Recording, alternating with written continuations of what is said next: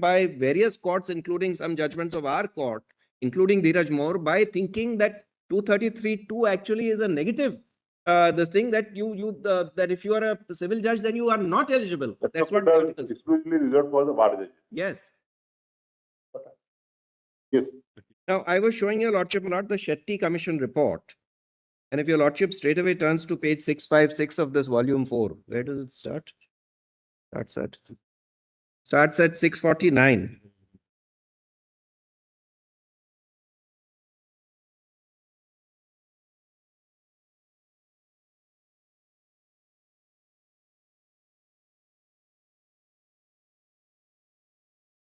The relevant portion starts at 656.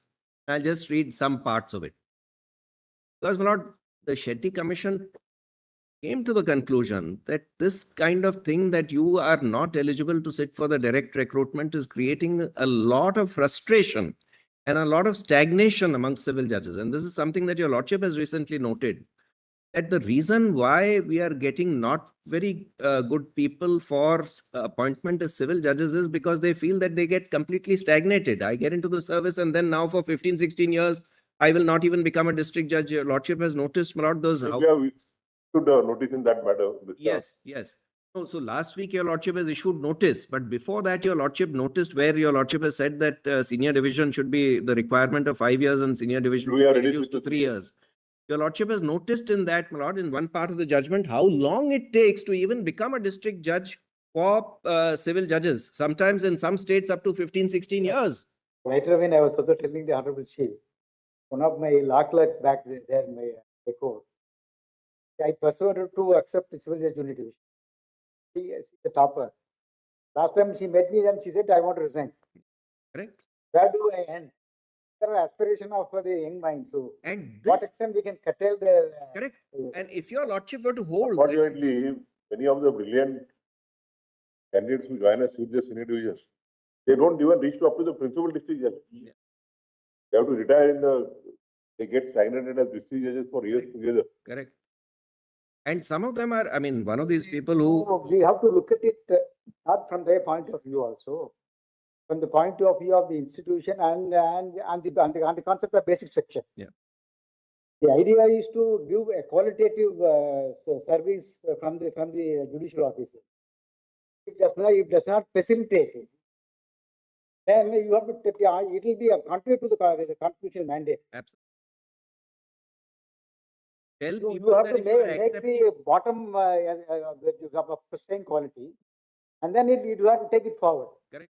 But if you make it much weaker, then it will justify the structure.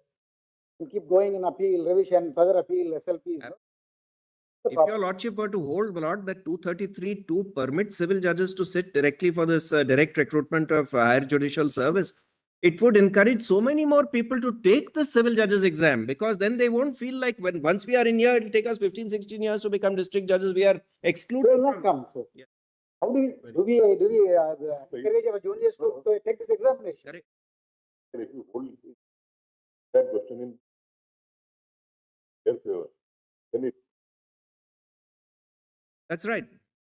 Absolutely right, my lord. Because if right now they have the feeling, look, if I take this, I'm stuck. I can't sit for the higher judicial service exam. I can only go by promotion or limited departmental, and sometimes that you becoming eligible for that limited departmental comparative examination comes after, my lord, the date where you can be considered for promotion. And very often it takes about 14, 15 years. Whereas if this was permissible, then within 3 years they become civil judge, another 4 years where they'll have a combined experience of 7 years, at least they can sit for the exam. So that you are agreeable. So even in the event. But I'm agreeable. I'm agreeable, although, my lord, the constitution doesn't say so, but I feel that your lordship can lay down, because after all, there has to be a certain amount of experience that a person must possess for being. If you must have 7 years as a lawyer, you must also have 7 years as a civil judge, or combined experience of lawyer plus civil judge.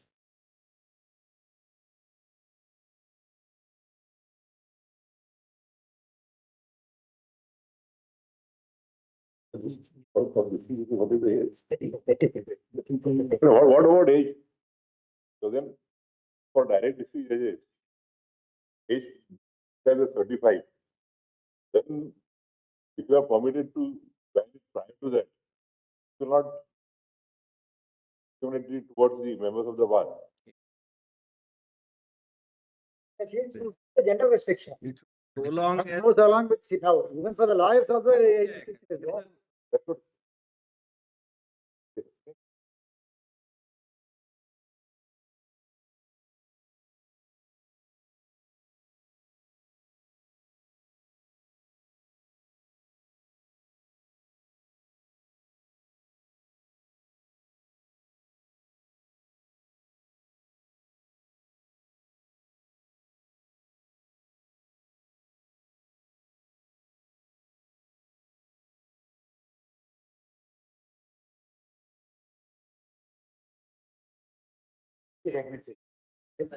civil judges, I don't think there's an Article 14 issue.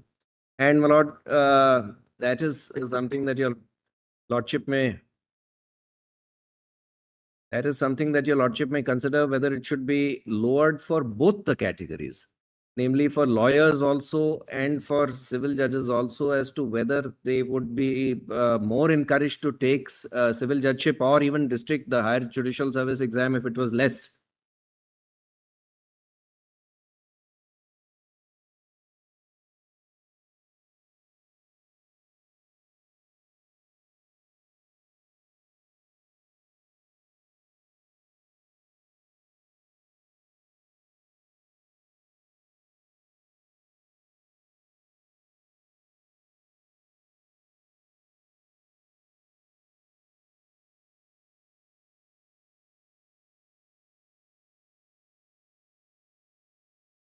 I was showing your lordship about the Shetty Commission recommendations. They realized that, look, this is a huge point of frustration for civil judges, and recommended that they should be permitted to take the higher judicial service exam, because till then, my lord, it had become a sort of a established norm that they were excluded. So Shetty Commission said this, but unfortunately, my lord, when the Shetty Commission came to court in that All India uh, Judicial Services, that judgment, this part was neither noticed nor rejected nor accepted. So I'm just showing to your lordship, my lord, at page 656, conclusion, just below Article 233(2), about middle of the page, conclusion, 11.50. 6.5. 656 of volume 4. Volume 4 has all those historical documents, my lord.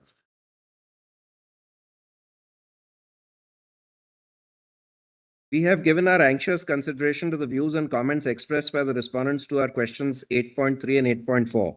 The majority of the high courts and the service associations, barring a couple of them, are for giving an opportunity to the service judges for direct recruitment of district judges. Even some of the governments are in favor of such a move. The reasons given in support of the proposal are that it would promote efficiency, improve discipline in judicial service, and make the officers to work more efficiently, diligently, and sincerely. We are highly impressed by the reasons given by the High Courts of Allahabad, Bombay, Punjab, and Haryana, and the All India Judges Association. If meritorious young blood should be introduced in the mixed cadre, there is no reason why merited serving judges should be excluded from consideration for direct recruitment. In such selection, the High Court will have an opportunity to assess their merit, the merit of serving judges as against the merits of the competent advocates. The Bombay High Court has rightly observed that the High Court in such selection will have an added advantage of assessing the service judges on the basis of their work and confidential records. So, the next page also, my lords, up to about 11.58 are the relevant parts of the Shetty Commission report. I know, my lord, I'm running out of time. That's why I'm just No, Right. you tell us what are the paragraphs which are relevant to that. up to, my lord, from 11.50 up to 11.58. They have eaten into your time in between. That is part of my time, my We have lord. to finish it in 3 days. no? That is always part of the lawyer's time. Your lordship's questions are most welcome, my lord. That helps us to.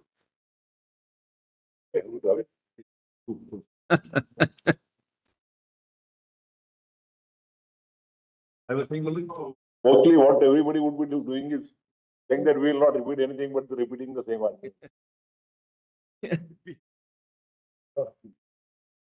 Or, yeah, I have an experience of more than 6 years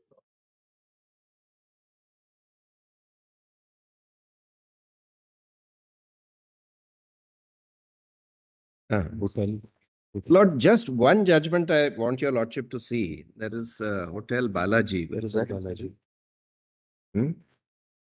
Volume 7. It's 33A and B, Yes, 1 and 2. yes, You mean to say in 2, if a person is having 7 years of service, then he's eligible. No, no, no.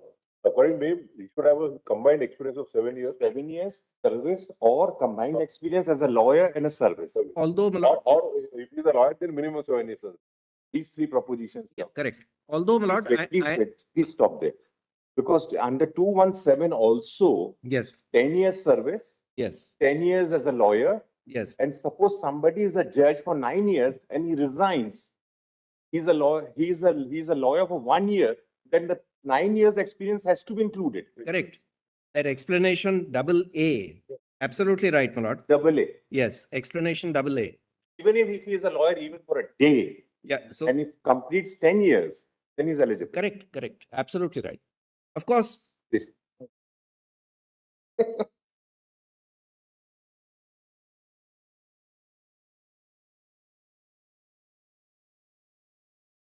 Of course, my lord, I'm not saying that this 7 years of either lawyer or lawyer No, no, plus judge. my learned brother is I know, my lord. I know. saying that if a judicial That- officer, that so should we come- have had instances of persons up to this court also, where judicial officers and then also district judge and then high court judge. We say that for being appointed as a high court judge, if you are in service for 9 years and then only a lawyer for 1 year, then your 9 years experience gets counted as a 10 years lawyer. Why not that analogy here? Right.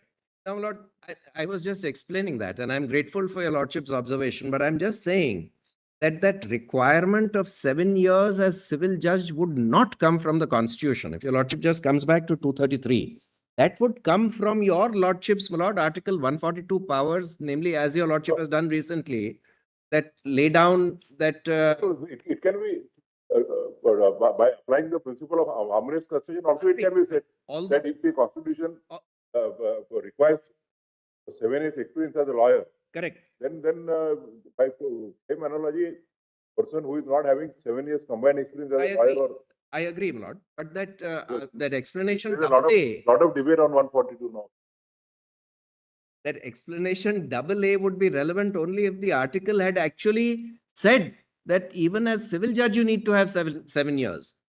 So therefore, there the hybrid etc. would come into play. But my lord, 233 doesn't say anything about the experience as a civil judge. It only says those That we will have to read.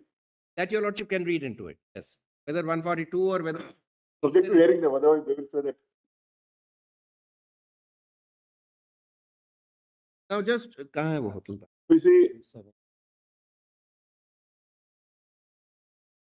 Lord, just one judgment I want to read on the aspect of that you can't use subordinate legislation to interpret the. is there any judgment necessary on that proposition? Right, but your lordship must pronounce that judgment because, my lord, I'll tell your lordship why. I have been using this argument in several cases because it's an obvious proposition in my mind. Namely, how can you use the rule to interpret a provision of an act? The rules and the statute Supposing there is no will conflict. go away. Supposing There is a conflict between a constitutional provision and the statutory provision. That's Kelson's pure theory of law, but that's a slightly different plot. Supposing there is no conflict, can you use a rule to say this is what the act means? And according to me, you can't for the simple reason that otherwise by amending the rule, can you say that, all right, now the act means something different? The act, what it means will have to be seen on its own. The rule can't change the meaning of the act. And I had been, my lord, Yes, please tell us.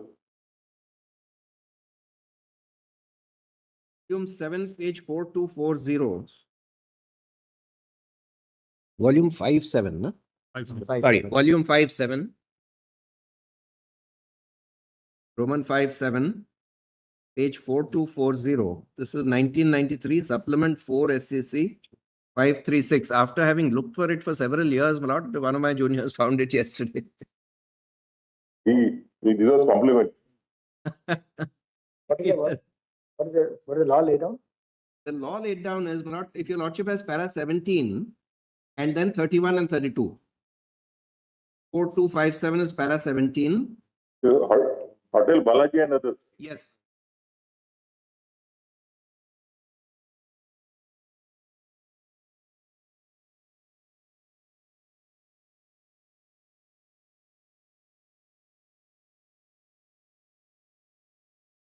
Often, my lord, in high courts, we find judges using rules to interpret provisions of the act.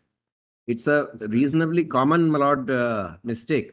That's why I'm saying that your lordship must at least lay down in this that no, you can't do that.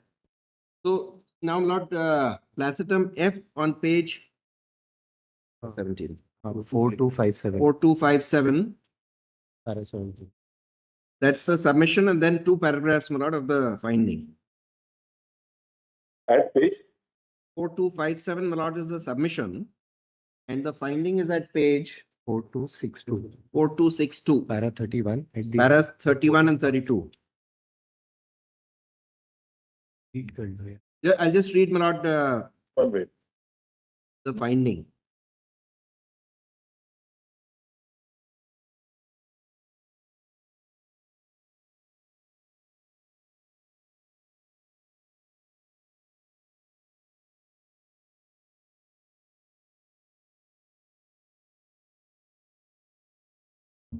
Four two six two. 31. 31.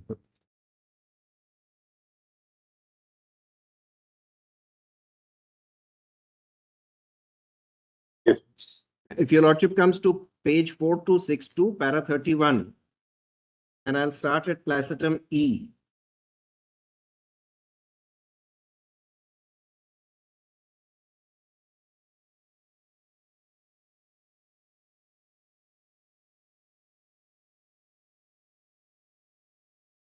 Four two six two. Yes, Platinum E. para 31. The argument raises.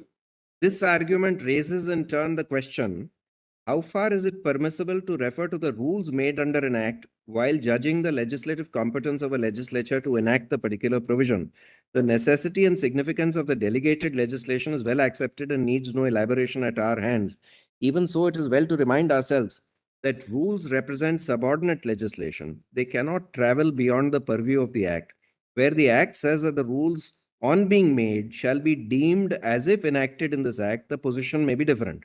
It is not necessary to express any definite opinion in this aspect for the purpose of this case. But where the act does not say so, the rules do not become a part of the act. Sri Mehta relies upon the following statement of law in Halsbury's Laws of England, 3rd edition, at page 401. Consideration of subordinate legislation as aid to construction. Where a statute provides that subordinate legislation made under it is to have effective as if enacted in the statute, such legislation may be referred to for the purpose of construing a provision in the statute itself. Where a statute does not contain a provision and does not confer any power to modify the application of the statute by subordinate legislation, it is clear that subordinate legislation made under the statute cannot alter or vary the meaning of the statute itself, where it is unambiguous, and it is doubtful whether such legislation can be referred to for the purpose of construing an expression in the statute, even if the meaning of the expression is ambiguous. He says that this statement of law has been referred to with approval by Justice Hegde in his opinion in J.K. Steel Limited versus Union of India. Though in the opinion of Justice Hegde is a dissenting one, he submits the majority is not held to the contrary on this aspect.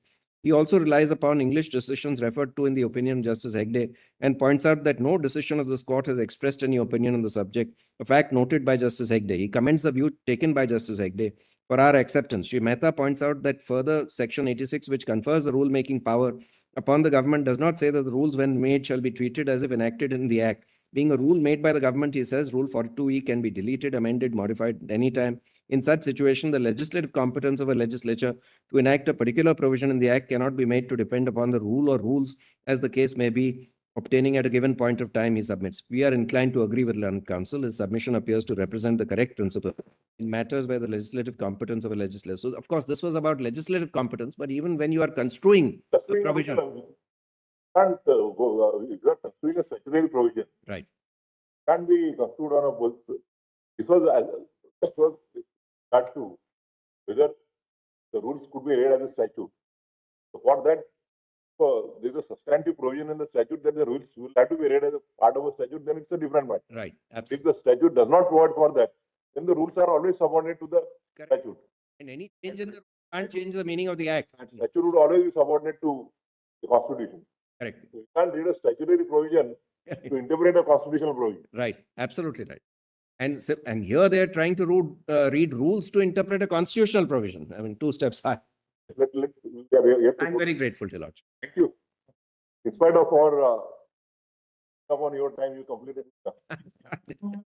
But there was some, I would have distinguished their judgments, but not, since for paucity of time, according to me, not, they are totally contrary to those two judgments, totally. In any case, there are only 5 judges, constitution bench judges. That's right. The other, if there are 2 or 3 judges judgment, they may not bind us. Absolutely. Absolutely. Greg Moore is also 3. Yes. Yes, Mr. Datta.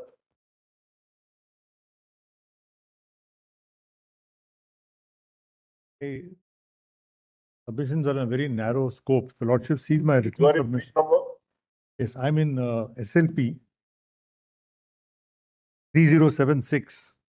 You can give the item number. 501.28. 0.28. Yes, but my submissions are very limited. You can just tell us you are a Yes, in simple judicial terms, officer. I was a lawyer. I practiced for 9 years. Then, my lord, I joined the judicial service. Practice for 9 years. I practiced, my lordship, just take my written submissions. The chart is there. It'll be easier, madam. Take my written submissions. Starts at page 32.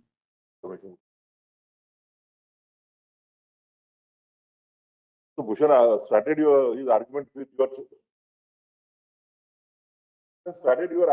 your submission, because your submission only contain all the 4 Yes. questions. In fact, I'm going to request your lordship that I'm asking 2 more questions to be taken, because the focus of my submissions is that para 45 of Dheeraj Moore requires reconsideration. That is the short submission I'm making. Because in para 45 of Dheeraj Moore, they've added 3 new conditions into Article 233(2), which I'm submitting requires reconsideration at your lordship's hands. But if we answer question number 4 Yes. in the affirmative, Not what my submission is, but still, even if your lordship answers question number 4, the para 45 will still be a law under Article 141, because what the court has said, 7 years means 7 years continuous up to the cutoff date. So, Lord, there is a question as to whether what's the meaning of the word immediate past. So, ultimately what Dheeraj Moore says is, suppose tomorrow I'm going to apply for the post of a district judge, I write the exam. Then on the cutoff date, that is the date of the application, I should be 7 years in continuous service on the date of my application. It goes on to say I should also be 7 years on my date of appointment. That's the problem. on the rate of appointment also. Also. That is the problem. So suppose if you appear for 2 examinations, Yes. the district judge and the civil judge, Yes. to get selected as a junior division, so that result comes first. Yes. Join that. And thereafter, when you are also selected for the district judge, the result comes 6 months thereafter. According to that, I'll be disqualified. So I must be 7 years on the date of appointment also. Matter is there. Kerala matter is there on this surface. And this in Vijay Kumar, Because what your lordships have recounted are the facts in Vijay Kumar Mishra, which was answered in favor of the petitioners by saying that you can resign and join, because they contradistincted between the process of selection and appointment. The qualification will have to be as on the date of the application. Exactly. That's my point. It did not go. And number 1. And secondly,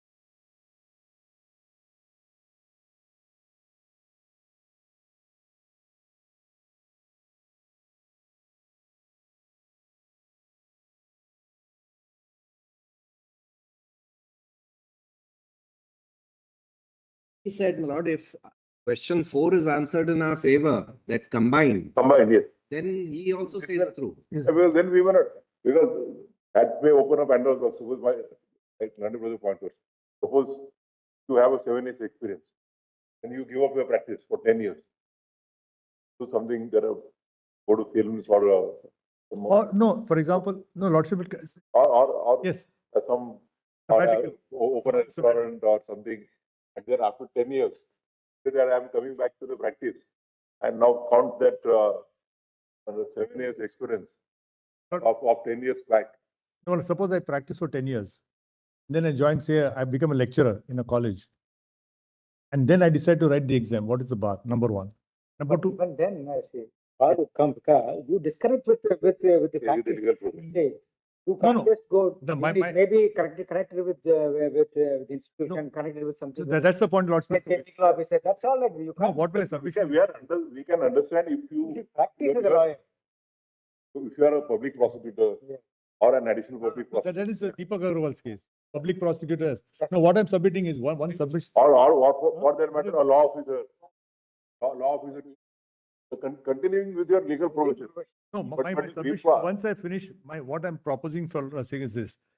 Once on the facts of my case, my lord, what they say is, on the date of your appointment, you had not practiced for 7 years. I had practiced for 10 years, then I became a judge for 4 years. Again, I practiced for 5 years. That's a different issue. So That's the problem. That will cover what is. If we answer question number 4 in the affirmative, Yes, yes. Yes. then you will stand but- concluded. But my other question is this. As my lords mentioned, ultimately the aim is to get the best possible pool for selection. Get the in terms of quantity, you'll get the quality also. If you get a larger pool of consideration, you may get a better quality. What I'm putting to your lordship is this. As far as my client's facts are concerned, if your lordship accepts me, it sails through, no problem. But 2 points are there. Whether Dheeraj Moore is right in saying that the 7 years should be continuous on the cutoff date on date of appointment. That's one. It's very clear. I think. It's a date of appointment, the date of application. That's They enough. can say that's the appointment. So lordship will just say- para 45. just say this is so then. Exactly. No, if your lordship, then I will save time. The other larger question I'm saying is this, my lord. Suppose, please see para 45. Please see para 45 first. Straight away at page 37 of my submissions. Dheeraj Moore. And the same thing is reiterated in the conclusion. So I'll just read para 45. In view of the aforesaid discussion, we are of the opinion. Para 45, reproduced at page 37 of my written submission. Para 5.1.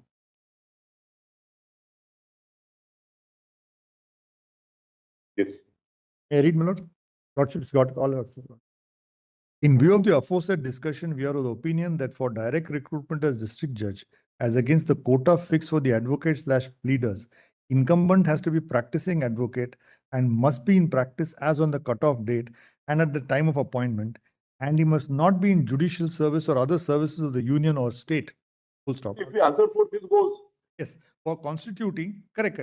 That goes. I'm only underlying the portion from my client's perspective, which is I'm just put. But since you're also in the constitution bench, we're getting a golden opportunity of completely interpreting 233, 1 and 2, my lord. So that my humble request is let us consider all the ramifications so that the guidelines for the future also.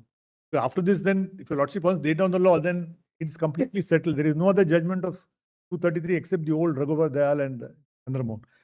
For constituting experience of 7 years practice as an advocate, experience obtained in judicial service cannot be equated combined, and advocate pleader should be in practice. Now, this is the problem. Should be in practice for the immediate past for 7 years and must be in practice while applying on the cutoff date fixed under the rules and should be in if practice. we answer for in the affirmative, this Correct. So that date of appointment will go. totally go to what way. On merit, we are with you, as my brother has pointed out, 217. Yes. That takes it. For a lawyer, services under the judicial officer can be counted even for constitutional court. Yes. And then the absence of any rule, any mandate under Article 233, it goes without saying. So, my lord, if your lordship sees the box, the facts are given, I'm clearly coming Vice versa will be a problem. Yes, exactly. My lord, I'm also canvassing a larger problem because I'm just looking at this way, my lord. Today, my lord, the service conditions are very attractive for a district judge. The salaries are good. The service conditions are quite attractive than what it was when I was a junior. Now, my submission is this. The 233 says 7 years. Why 7 years? Because they want to fix a legislative period of maturity. For High Court, they say 10 years. For this thing, they say 7 years. But that doesn't mean at 7 years you can become. That's only eligibility. They say that till you are 7 years, you're not even considered to be eligible to be a district judge. And for Munsif, your lordship had put 3 years before. All those questions are there, whether they could go straight from the law college or they must serve 3 Who years. has answered that? Now you answered that question. So now there's a gradation. For the lower level, 3 years, district judge 7 years, High Court 10 years. This is the mantra. Now my only question is this. What happens to a case? Suppose I practice for 10 years. Suppose there's a break. Suppose I practice for 3 years. For various reasons, I may decide for financial reasons to take up a job. I know in my own case, when I was in Madras, there's a lawyer who practiced for 2 years in financial difficulty. He joined a company for 11 years, then resigned, and because he had saved money, and then practiced for the next 35 years as a successful criminal lawyer. Now, suppose he's practiced for 3 years, taken up a job for 9 years for financial reasons. Again, he comes and practices for 6 years. Let us not Don't, take- I think don't 7 years continuous. Please consider it. I'll tell Lordship why. Because 7 years continuous not necessarily should be because the Constitution doesn't say so. It says practice for 7 years. What is the magic or what is the thing of 7 years continuous? That will be, going Difficult for us. to be difficult for us. See, it has been rightly interpreted, that should be He has been in practice. Please see 233. I'll just, proceeding that 7 years, that's all. but no, should it continuous for 7 years? Should it be continuous? No, but I'll tell Lordship why. In Article 222, when transfer came in Sankal Chand Seth's case, the question was whether the transfer could be without the judge's consent. That was Mr. Sirwa's argument. Yeah.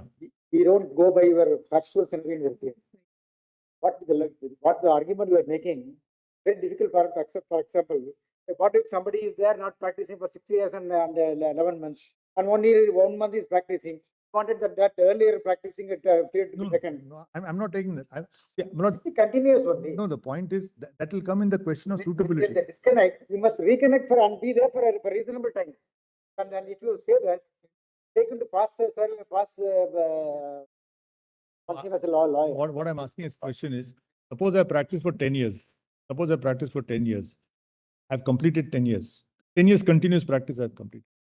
And then I join a particular service, say the law, and there I can always apply lordship because now the question is, should I be practicing advocate on the date of my application?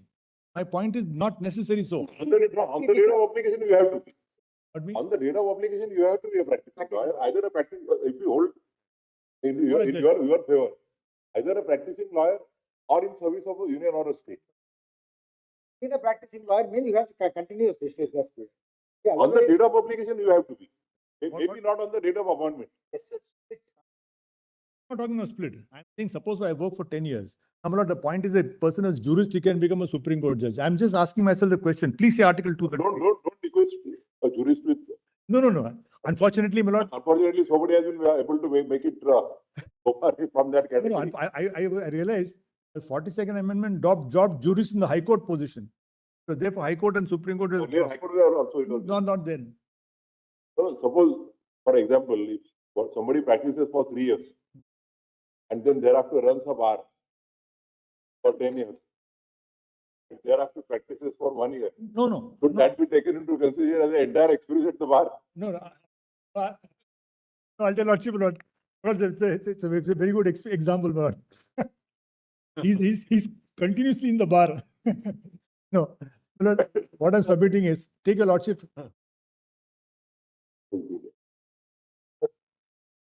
No, Lordship will kindly see. No, please see at 233. Too hazardous. We'll have No. What I'm submitting is 2 questions, my Lord. Suppose he has finished 7 years completely. He then takes Yeah, up the a job, applicant will write and then he resigns and date of we application. don't No, want, no, we don't want to accept. You're still covered by 4. Yes. That's enough. 4 is answering the affirmative. Then it will be covered by 4. 3 years practice, 3 years in service, again 2 years at the bar. Judicial or public prosecutor or I'll put it this way, my Lord. law officer or something to do with law. Yes. No, I'll put it this way. Suppose a person is in practice for 10 years. He joins a tribunal. Because now today the whole difficulty in tribunal, you can't be more than 4 years.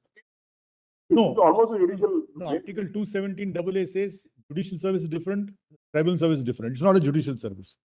See, what I'm submitting is, if a person has finished. Take a hard case and then later on law. No. Because what your Lordship lays on principle should apply universally. And only a hard case will test the principle. In terms of physics, a proposition will be correct only if it tested on a hard case. That's why I'm saying. Lordship will just see 233 and I'll not go because my time is up just to. Because There are 12 more minutes. 12 more minutes. I'll try to finish in before that. Tell Lordship why. Please consider 233, madam. Yes. 233.2 I'm on. Yes. I'm saying whether we can add the adjective continuous. And that was added by Deepak Agarwal, by Justice Lodha, where he said, it's in the present perfect continuous tense. My submission is there is no present perfect continuous tense. I'm coming to that. You kindly see para 233.2. Person not already in service of the union or the state shall only be eligible to be appointed a district judge if he has been for not less than 7 years an advocate or a pleader and is recommended by the High Court for appointment. So if a person has finished 7 years appointment, now two questions are there. Whether 7 years should be unbroken, for one, or it could be that he practices for 3-4 years. For various reasons, he has to leave the practice. He works, again he resigns, again he practices for 7 years or 10 years. What happens? So you have not been a lawyer for 7 years. If you are not connected with law for a In the aggregate.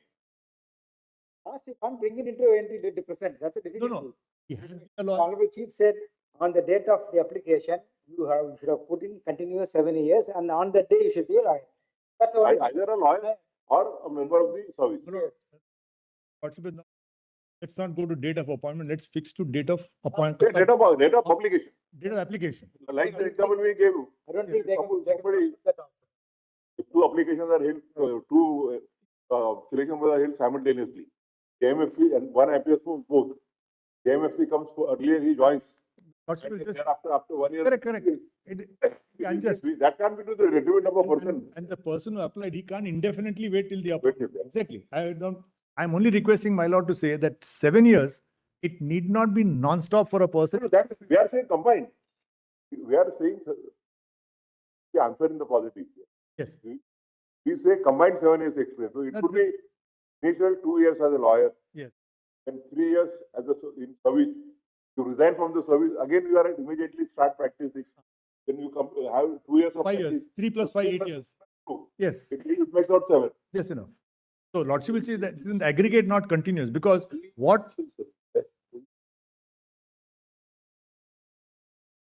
No, I'm requesting Lordship. No, because, no, kindly, There is a disconnect from the legal. Lordship will kindly see, not judicial, he could be a public prosecutor. That is public prosecutor, even for that matter, a law officer with, say, public. Suppose working as a legal manager in a company, corporation. Suppose he works He in. will not come. He is an employee that you can't learn. All right. Lordship will take, suppose a tribunal member, please come to 217 AA, 217.1. So now, Lord, just to clarify, since we're laying down the rules, it can be aggregate 3 plus 4 and a break can be towards the judicial service. I'm only submitting, suppose it's a tribunal service, kindly come to 217 AA. Yes, please. 217 explanation. Now in computing the period, kindly come to 217 explanation AA. In computing the period during which a person has been an advocate of a high court, they shall be included any period during which the person has held judicial office or the office of a member of a tribunal or any post under union or state requiring special knowledge of law after he became an advocate. So now, Mala, today there are so many tribunals and the appointments are 4 years. Too. No problem. Yeah. It says member of the tribe. Tribunal or even a post No, Mala, requiring the knowledge of law. If he- service being extended to tribunals also. Artificial no. says member of the tribunal. It is normally. 217 AA, it's not said in 223. Yeah, that's what I'm saying. So according to your lordship, I not suppose as a lawyer, for various reasons, I take up a job as a law officer in a company, as a legal man, that will not be qualified. In a public sector undertaking also, no.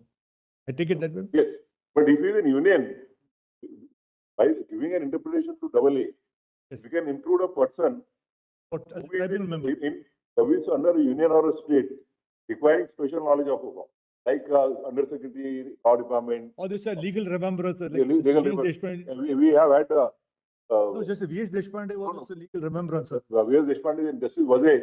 Yes. He was a law secretary in the Union of India, law secretary or additional law secretary. From there, he came to Bombay as the judge of the High Court. Yeah, no. We can, by giving meaning to expression double A, we can include this category of candidates.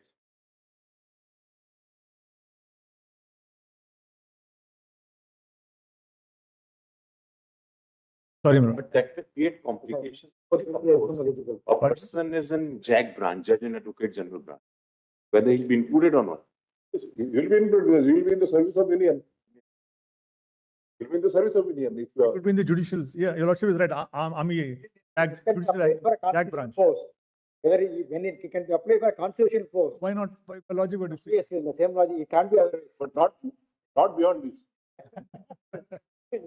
Otherwise, then the combined experience of 2 bars. So, Lord Lordship will just see what portion I wanted. So this portion of para 45. So that second point is correct. The earlier point, Lordship will just take. No, if we hold that the experience in any of the categories provided in double A Yes, would also be included, yes, then it will cover that everything. will solve the problem. And Lordship will kindly see, your Lordship also to clarify that practice should be immediate pass for 7 may not be necessary. Continuous for 7 years may not be necessary. If there is a break, break the judicial service. Break on account of any of Yes. the services. Exactly.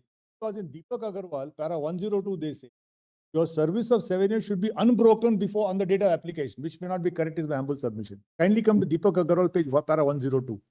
That is what is followed by Dheeraj Moore. Please come to one page. We will say that, say, as Honorable Chief said, it will become unbroken. If you add with both these two, it will become unbroken only. It will become, it will not break. Whether you work as a lawyer or a judicial service, it will not break. Whether work as a lawyer Continuous plus service. 217 AA categories. Correct. Only to that category. That category. Yes. Yes. So Lordship, to that extent, 102 of Deepak may have to be overruled. Kindly come to volume 5.2. Yes. Volume 5.2. Page 8. Okay, Which fine. I've just handed over. Can I borrow? Yes, sure. Page 8, please, you can take this, that's my bar. You're okay with that? Yes, yes.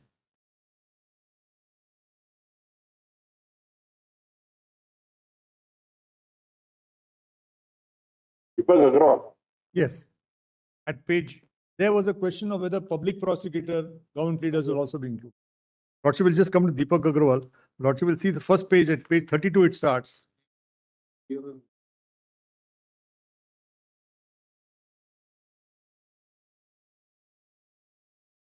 The question before the court is set out at page 42.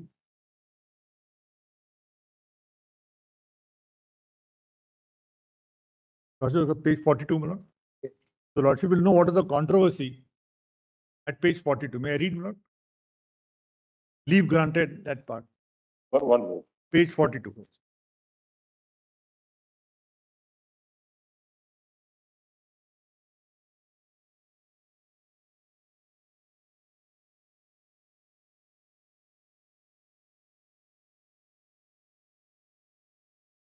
Page 42. Yes. Page 42, may I read, my lord? Leave granted. What is the meaning of the expression, the service in Article 233(2) of the Constitution of India? What is meant by advocate or pleader under Article 233(2)? Whether a district attorney, additional district attorney, public prosecutor, assistant advocate general, who is a full-time employee of the government and governed by and regulated by statutory rules of the state and is appointed by direct recruitment to Public Service Commission, is eligible for appointment of district judge under Article 233(2) of the Constitution. These are the questions. And they answer it in the affirmative. But problem, para 102, my lord.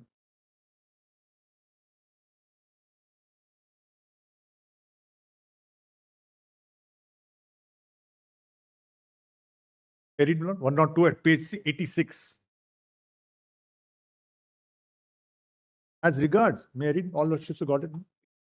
As regards the construction of the expression, if he has been for not less than 7 years as an advocate in Article 233(2) of the Constitution, we think Mr. So-and-so was right in his submission that this expression means 7 years as an advocate immediately preceding the application and not any 7 years any time in the past. This is clear by the use of has been. The So once we present, hold that combined experience of a lawyer and a judicial officer and any of those categories Yes. mentioned in explanation double A. So he need not be an advocate per se, because this paragraph says in Deepak Agarwal, advocate for continuous 7 years, which may not be correct. In your lordship's formula, advocate plus 217 double A plus like it's 3 plus whatever it. That's so this paragraph may not be correct. This has been followed in para 45 of Dheeraj More. So lordship may, because even what the lordship said, present perfect continuous tense is not correct. It's present perfect tense. If you say present perfect continuous, there must be a verb. Yeah, yeah, I and ing. So we check Renan Martin after a long time, Malad. I'm sorry to say, Malad, my children, there's no grammar in CBSE now. They don't understand what is Renan Martin. No, there's no grammar in the syllabus now. Yes, not unknown, yes. So, my lord, my submission is my client's facts comes squarely to the point. She has finished 9 years, 4 years judicial service, and again 5 years. Therefore, selection should be. She was discontinued on the basis of para But 45 we of won't be the. deciding the question, we won't be deciding the individual. Yes, yes. So, lordship, last 2 questions which I have raised, that lordship see if whether lordship wants to deal with them in my written submissions. Just see the last page. What I have done.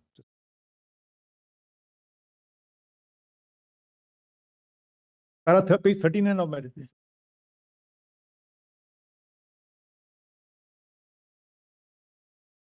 My humble request is page 39.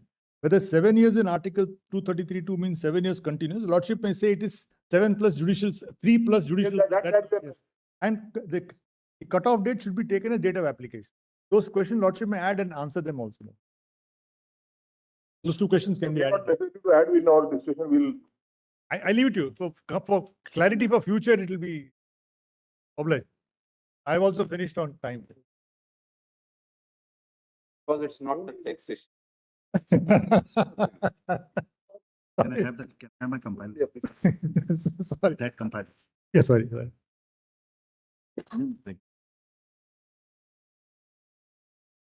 Yes, yes, I will. Will keep us away. Yeah. I will actually finish within my time because my work is much lightened, because I am in the same category as Mr. Datar's client. But there is just one aspect I want to highlight, taking off from where he is left. Yes.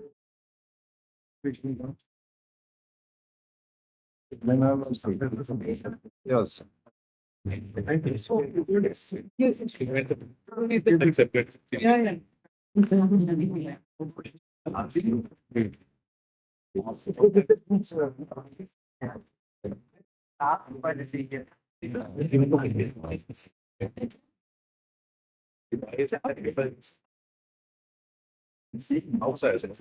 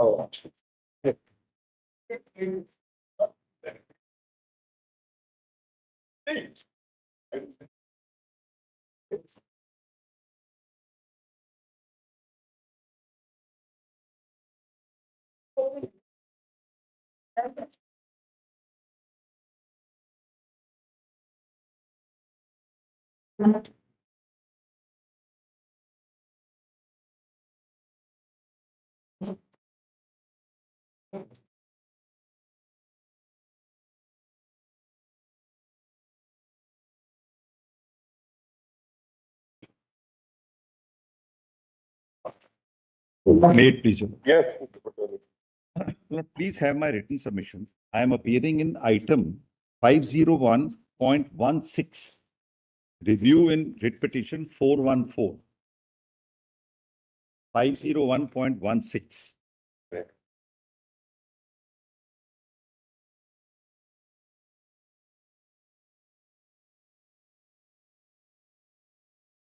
Number?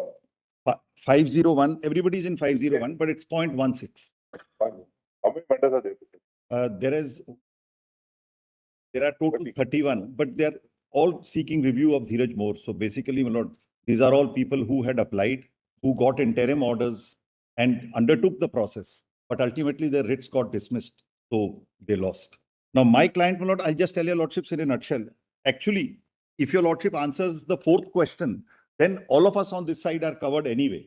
But there is just one proposition I want to put before your lordships of what the law, how it was understood, and why we were debarred, and why, according to us, that law was not correct interpretation of the constitutional provision. Now, my client, my lord, he joins practice. He's enrolled in the year 2000. My list, my written submission, my lord, para 2. If your lordship will have the very first page quickly, just to highlight the stagnation, my lord. Sandeep Kumar, my lord, he's enrolled with the Bar Council of Uttar Pradesh in the year 2000. He enters it should be Uttarakhand, my lord. He enters the Uttarakhand Judicial Service as a civil judge junior division in March 2009. He is promoted senior division in April 15. And from May 25, he's a chief judicial magistrate. But he's still serving after all these years in the same position. He applied, my lord, serial number 3I. He applied in pursuance to the advertisement of May 2016. He was not allowed to compete. He filed this writ petition under Article 32, 414 of 2016. And by interim order of 15 July 2016, your lordship allowed him to participate in the process of selection. As per his knowledge, my lord, what is commonly understood there and known, he was second in the overall merit. Doesn't matter. He lost the petition and therefore he lost out. Now, my lord, why were people like me? My case. You are also part of Dheeraj More. Yes, we were part of Dheeraj More. My case is that I have 7 years prior to being appointed as a civil judge. I say that I do not want any benefit of my period as a civil judge towards my appointment as an additional district judge by way of direct recruitment. I further say I am willing to meet all conditions of eligibility which are prescribed in the advertisement: age, educational qualifications, etc. I am only being excluded from consideration on an interpretation of the expression "has been," which occurs in Article 322, has been 233, has been an advocate for 7 years, is interpreted in para 102 of the judgment in Deepak Agarwal, which Mr. Datar read to mean it is a situation which should be continuing in presenti on the date of the application. And it should remain continuing up to the date when you actually seek appointment and are appointed. And because a person who joins the judicial service is not continuing as an advocate on that date, therefore he is rendered ineligible. Now, just kindly see that expression, my lord, how it appears. And I will straight away take your lordships. In fact, Rameshwar Dayal also considered this. And what Rameshwar Dayal observed, I was at that point when it was read, not here, but I'm told my lord, the Chief Justice had pointed out that para, that it's an organic document which needs to be considered, and does not need a narrow construction. And that it refers to a judgment of the Allahabad High Court, which exactly says what we are proposing. Now, again, I sound a caveat by saying, if your lordship answers question 4 in favor of the view expressed by my learned friend, Mr. Bhushan, my lord, then of course we are all eligible. Then there is no problem. But equally, just kindly see, my lord, the Article 233 subclause 2.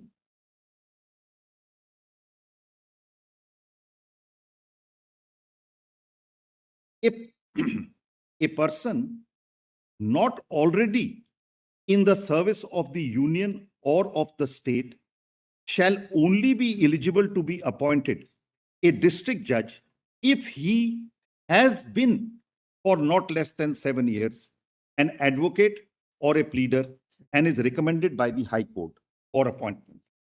Has been is interpreted to mean a continuing process, a situation which had existed and is still continuing. Our submission is, has been is not capable of that interpretation. Has been, unless it is followed by a participle, which is a verb ending in ing, it refers to a situation which has happened in the past but may not necessarily be continuing as at present. In contradiction to the use of the expression is. To give your lordships a homely example, in so many statutes which provide for former judges to be appointed in tribunals and commissions, the expression used is has been a judge of the High Court, has been a judge of the Supreme Court. Some, of course, use is and has been. Now, if the interpretation which is given here is accepted, then it can only mean a person who is a sitting judge, which is not actually what it has been understood to mean and does mean, and what it should mean. Now, my lord, I will straight away go to Rameshwar Dayal, my lord, where this argument was raised for the first time and what the court had to say. I have reproduced that part in my written submission, my lord. If your lordship will have page 2 of my submission. Para 3, the judgment is also there, but the relevant part I have reproduced because there is something there which I just see page 2, para 3A.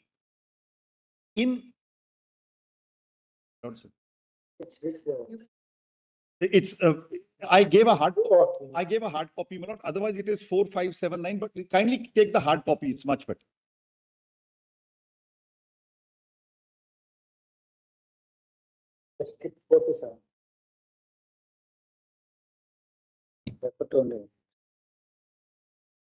I have. Provisions of. I have one more. Your lordship. Yes. Yes. In paragraph 8, Yes. Page 2, the judicial precedents governing the issue, Yes. page 8, para 8. Yes.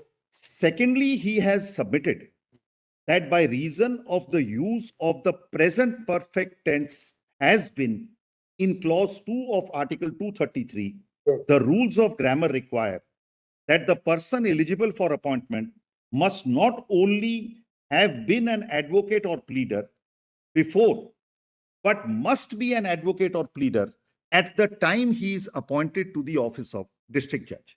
Now, this is dealt with in only one paragraph, and that relevant paragraph I have quoted. It is perhaps necessary to add that we must not be understood to have decided that the expression has been must always mean what learned counsel for the appellant says it means. According to the strict rules of grammar, it may be seriously questioned if an organic constitution must be so narrowly interpreted, and the learned Additional Solicitor General has drawn our attention to other articles of the Constitution like Article 5C, where in the context the expression has a different meaning.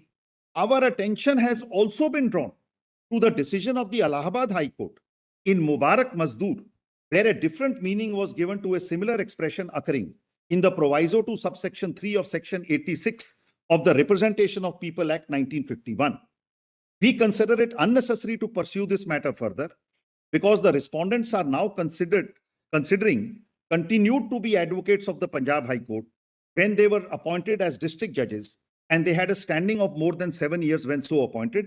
They were clearly eligible for appointment under clause 2 of Article 233 of the Constitution. Now, my lord, so therefore they don't answer it finally.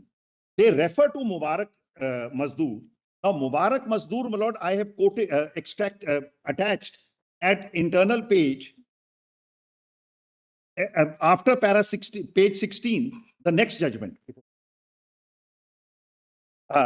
It's 4594, but it's just after page 16, the written submission. In this compilation itself, if your lordship will have, just have one paragraph of that judgment with me, my lord. Para 3, para 2 and 3.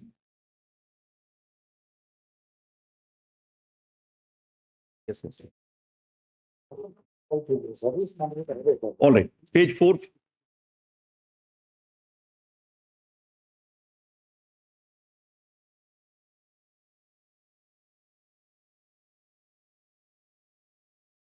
That's not necessary at all. We'll tell you why. I quite see it. We'll tell you why. Yes. You were judge, working as a judge now, as of now. Correct. Correct. So obviously you're not a lawyer as of now. Correct. Yet we are trying to tell you is that this subsection 2 of 233 only speaks about lawyer. How far that principle can be imported into by considering the thing is a different issue.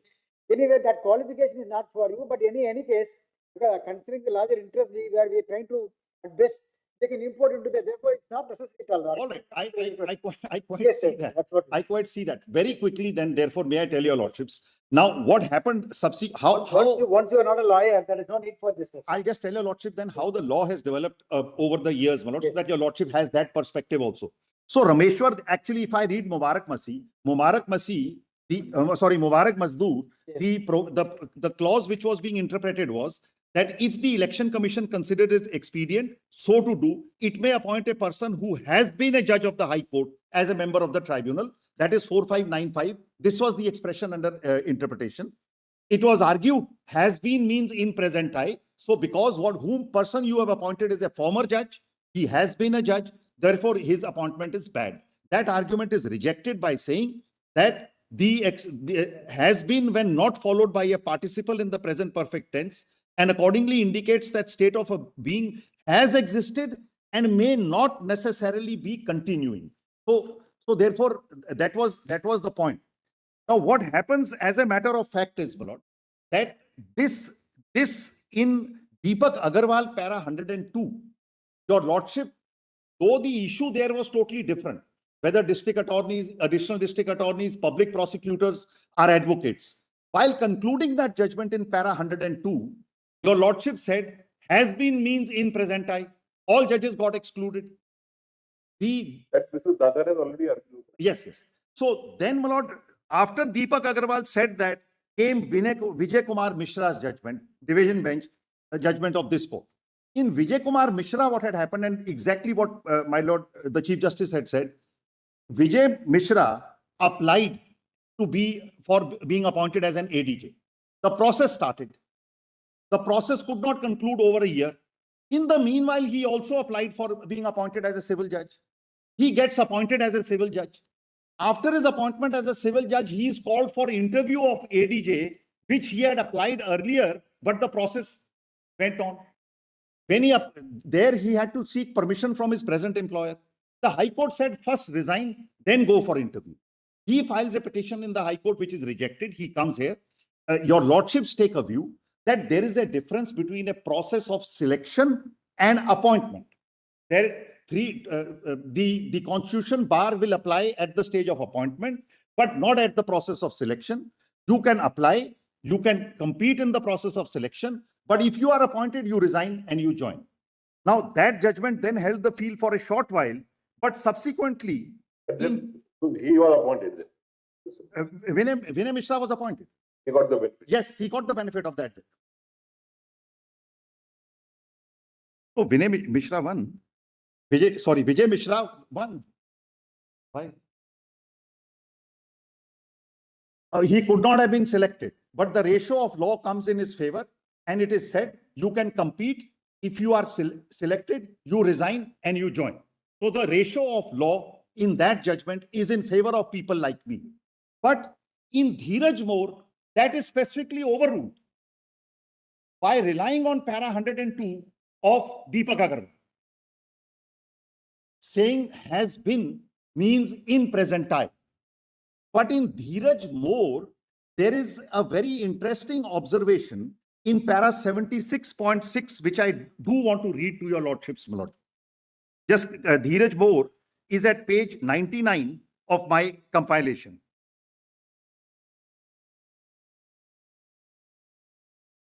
Village more is must be there also in the main compilation. That's SC. Here it is the SEC. Yes. Now, Yes.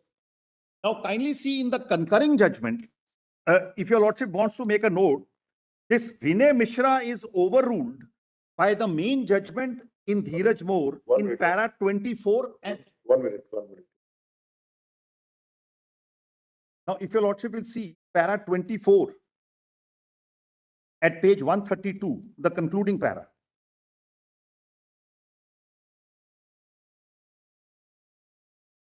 At page 132 of my company.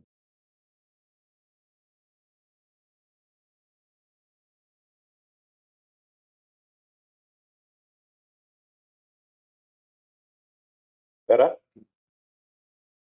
Not concluding. Pardon? Which paragraph? Para 24 at 24 is not concluding. no, it's not concluding. Yes. I'm just saying this is where the learned judge considers Vinay Mishra para 24 at page 130 Yes. and 132. Kindly have after the extract. We find ourselves unable to agree. The concluding I'll show. That is para 47.6. I'll show that also. We find ourselves unable to agree with the proposition laid down in Vijay Kumar Mishra. In our opinion, in-service candidate cannot apply as against the post reserved for advocate pleaders. No, no, you are reading para 24. Yes, ma'am. The last conclusion of para 24 at page 132. Just before 25 starts. Your lordship has the SCC. Yes. We find ourselves unable to agree with the proposition laid down in Vijay Kumar Mishra. In our opinion, in-service candidates cannot apply as against the post reserved for advocate pleader, as he has to be in continuous practice in the past and at the time when he has applied and appointed. Thus, the decision in Vijay Kumar Mishra cannot be said to be laying down the law correctly. Then in conclusions, my lord, in para 47.6 at page 143, again the same thing is reiterated. 1 minute. It is at page 143. Yes. But significantly, my lord, there is a concurring judgment by Justice But. Now, his conclusions start from page 159. I want to draw your lordship's attention to conclusion 76.6. Para 76 is his conclusion. Yes. 1 minute, 1 minute.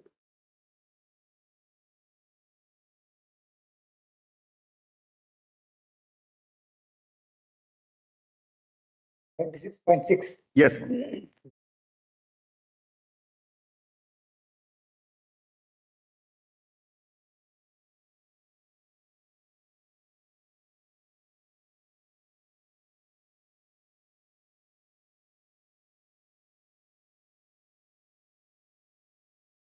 This birthday is para? 76.6.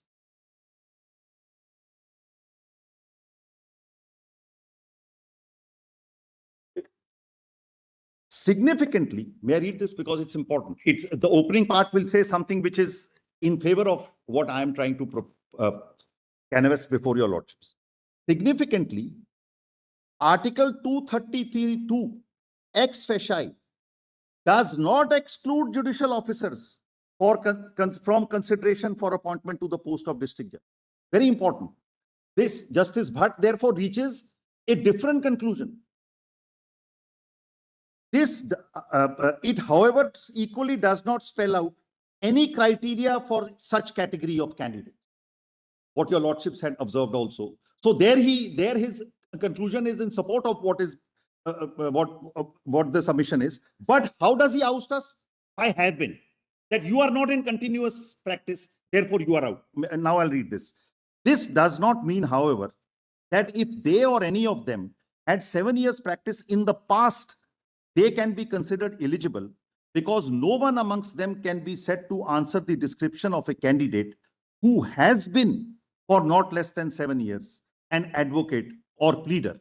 Per Deepak Agarwal, that is, that the applicant candidate should be an advocate fulfilling the condition of practice on the date of eligibility condition or applying for the post. The sequitur clearly is that a judicial officer is not one who has been for not less than 7 years an advocate or pleader. So this relies on Deepak Agarwal. In my written submissions, my lord, I have dealt with the judgment in Deepak Agarwal. My submission there is, this issue never arose in Deepak Agarwal. Neither is the para of Rameshwar considered. Rameshwar relies on the judgment of the Allahabad High Court in Mubarak Mazdoor. Mubarak Mazdoor clearly says it is not in present time. There is no discussion or consideration of this issue in Deepak Agarwal. So therefore, my lord, this cannot be the ratio of the judgment at all. At best, it would be an obiter, my lord, is the submission. We agree with you, subject to hearing the other side. No, that's all right. But that's all right. But this is Sir, all. let us see Vijay Kumar Mishra. Yes.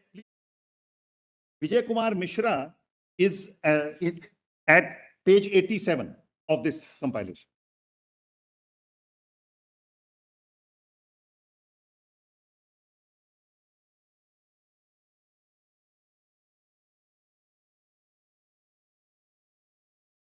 The fact at page 91, if your lordship will have. Yes. I need not spend time reading the facts. I have given your lordships the facts. It's exactly what I have told your lordships. Kindly come to page 93. Actually, I can read from para 3, page 92. Unfortunately, it was neither argued nor did the High Court examine the true meaning and purport of Article 233(2). The appellant's argument before the High Court appears to be that, notwithstanding the fact that they are members of the Judicial Service, eligibility for competing for the post of district judge should be considered on the basis of the facts that existed on the cutoff date, and subsequent events are not to be taken into consideration for determining the question whether appellants were barred or not. Then your lordship poses the question. We are afraid that the entire inquiry before the High Court was misdirected. The real question which arises in the case on hand is whether the bar under 233(2) is only for appointment or even for participation in the selection process. Then if your lordship will turn over to 94 para 7. It is page 94 para 7. Yes. It is well settled in service law that there is a distinction between selection and appointment. Every person who is successful in the selection process undertaken by the state for purpose of filling up of certain posts under the state does not acquire any right to be appointed automatically. Textually, 233(2) only prohibits the appointment of a person who is already in service of union or state, but not the selection of such a person. The right of such a person to participate in the selection process undertaken by the state for appointment to any post in public service, subject to other rational prescriptions regarding eligibility for participation, etc., and be considered, is guaranteed under Article 14 and 16 of the Constitution. Then at page 321, my lord. But they also go on a wrong. Totally can't. They Correct. So say that there is a prohibition. they proceeded. Nothing but illusion. They proceeded on the distinction between selection and appointment. No. But they say that there is a prohibition for a in-service candidate to be a. They say that you can resign. If there is a prohibition appointment, how can he be eligible? Just kindly see. Person cannot be appointed, and then there's no part of question. Yes, kindly see page 96, para 14. This is what ultimately the court says. Page 96, para 14. Yes. For the aforementioned reason, appeal is allowed. Consequently, writ petition filed by the appellant stands allowed, directing the respondents to permit the appellants to participate in the selection process without insisting upon their resigning from the present employment.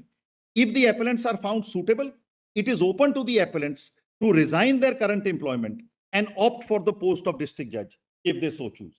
So that's the way out. Because, my lord, why this distinction? Because Deepak Agarwal is a bench strength of 3 honorable judges. So therefore, Deepak Agarwal was already there. Para 102 existed. So therefore, to overcome, this is the conclusion which the court comes to. So, my lord, in fact, the submission therefore is, if your lordship will come to my written submissions now. Now, my lord, there is one other aspect I want to point out to your lordships. Kindly have Deepak Agarwal, Dheeraj More, para 19, because that also is a completely incorrect reading of the judgment in Rameshwar, in Chandar Mohan. Please have para 19. Page 123 of the compilation. Not there necessary. It's SEC. Page 123. The compilation I have given is only SEC. Okay. Page 123. Lord, before I read para 19, just 2-3 submissions I want to make. Chandar Mohan, your lordship, have read extensively in the morning. I have quoted those parts. There, the word judicial officer was a euphemism for executive officers. 3 times the court says judicial officer is a euphemism for executive officers. In Chandar Mohan, an argument was raised that if the third argument was judicial officer within actual executive officers are not eligible to be appointed in view of the ratio of the law laid down in Rameshwar Tyar. Alternate argument was if they can be appointed, actual judicial officers should also be appointed. Since the first argument was not accepted, second did not arise. While saying so, in Chandar Mohan, the court struck down Rule 14, which allowed judicial officers, in commas, actual executive officers, to join the service. Now, in para 19, in Dheeraj More, what the court reads Chandar Mohan to say, that because Rule 14 is struck down by a constitution bench, so therefore all judicial officers are out. This is not a correct reading. Though that judgment never dealt with actual judicial officers. Just see para 19, what is said in para 19, and I'll read my written submission on this. It is apparent from the decision in Chandar Mohan that this. One minute. Just see para 19, page 123, para 19. This, I'll show my written submission where I have exactly made this point.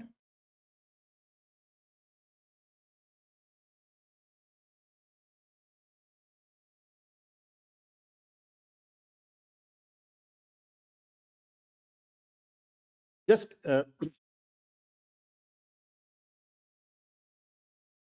Page 120. page 123, para 19. Yes.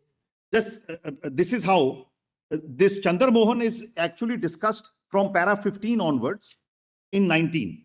It is apparent from the decision in Chandar Mohan versus State of UP that this court has laid down that concerning district judges recruited directly from the bar, the governor can appoint only advocates recommended by the High Court. And Rule 14, which provided for judicial officers to be appointed as direct recruits, was struck down by this court to be ultra vires. Totally incorrectly. Correct. These judicial officer meant executive Yes. people.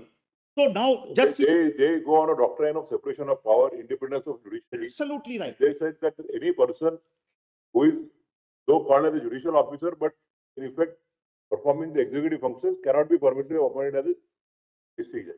Absolutely. And see what they say further. Thus, this decision is squarely against the submission espoused by the in-service candidates. This is complete misreading of the judgment in Chandar Mohan. At page 4. In Dheeraj More. Misreading of judgment in Chandar Mohan, in Dheeraj More, of Chandar Mohan. Correct, in Dheeraj More. This point, my lord, I have made at page 4.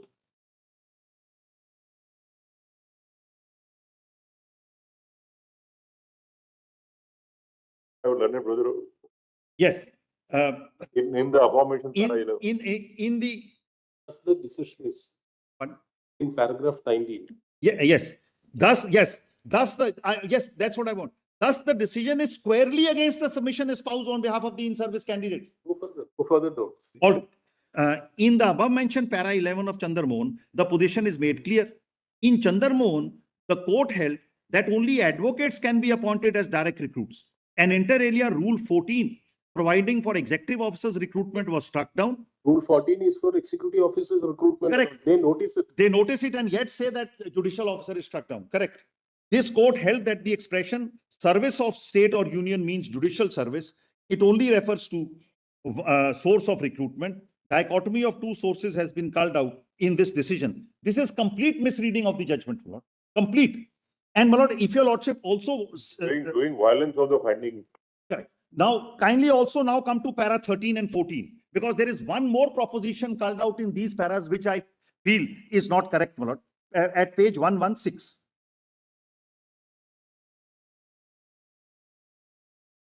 Here, they have, here, para 13 and 14 is the first time after noticing facts the court discusses. Now, kindly come to placitum F at para 13, page 116. How do they consider Rameshwar? Consider Rameshwar. Rameshwar Dayal? Yes, I think Rameshwar, my lord, is considered in para 20 onwards. Para 20 onwards and para 21, if your lordship will see what is said, I was going to come to that after this. If your lordship will see para 21. After noticing Rameshwar, Rameshwar is quoted in para 20 extensively. Then para 21 at page 126. It says, much was tried to be made based on the facts of Harbans Singh and P.R. Sani in the decision of Rameshwar Dayal. Now, your lordship has seen those facts. In fact, P.R. Sani was a chairman of the Improvement Trust. Both of them were government officers. So, one more fact. P.R. Sani was chairman of the Improvement Trust. His license to practice was suspended on that day. Yet the court holds, because they were advocates, they continue to be advocates and have declared them to be eligible. In spite of that, my lord, at page 127, after noticing, the extract is there, then after noticing, two of them were not in judicial service as on the date of their appointment.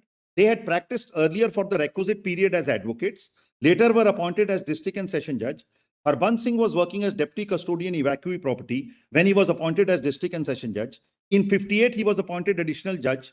At the relevant time when appointments were made, recruitments were permissible from executive service too. That's correct. Their eligibility to be appointed was tested. The question which came up for consideration was not whether they could have been appointed being in service of custodian of evacuee property or improvement trust. What was held by this court concerning interpretation of Article 233 in the above mentioned para 12 by a constitution bench goes squarely against the submission raised by the in-service candidates is something which is not really borne out from these paras at all. So their eligibility to be appointed as decision was tested. The question which came up for consideration was not whether they could have been appointed being in service of the. This is not correct. This was there, Improvement Trust. there was a direct As a matter of fact, they were holding that those posts. correct. There was a direct challenge to their appointment, which challenge was repelled and their appointment was affirmed. Of course, they had in the meantime been appointed and two of them were holding, were judges of the High Court at that time, when by the time this case got decided. Now, Lord, one more fact I want to point out. In paras 13 and 14, the requirement of 7 years has been married to the condition of not being in judicial service. If your lordship will see 13 and 14 at page 116, this also does not flow from 233. If your lordship will just see para 13 and 14. Para 13, all right, my learned friend says first line, para 13 at page 116. Article 2, my lord, sir. Yes, yes, Page is, my lord, 116. yes. Yes. Article 233(2) starts with a negative stipulation that a person who is not already in the service of the union or the state shall be eligible only to be appointed as district judge if he has been an advocate or pleader for not less than 7 years, is recommended by the High Court for appointment. Lord, I am running out of time. Just kindly come to placitum F. Requirement requirement of 7 years experience as an advocate is qualified with a rider that he should not be in the service of the union or state is not a correct interpretation at all, my lord. This is carried forward again in para 14, second line, first two lines. Article 233(2) provides if an advocate or pleader has to be appointed, he must have completed 7 years of service. It is Where are you reading? para 14, first two lines. Article 233(2) provides if an advocate or a pleader has to be appointed, he must have completed 7 years of practice. It is coupled with the opening part that the person should not be in service. There is no, with great respect, my lord, there is no such marriage or coupling in the provision. And what does this to do with Article 50? They have reproduced Article 50, Correct. And the separation of judiciary correct, from executive. correct. The person in service once he has. So, my lord, this is regarding Dheeraj More, my lord. In my written submission, my lord, I have actually dealt with the correct interpretation of has been.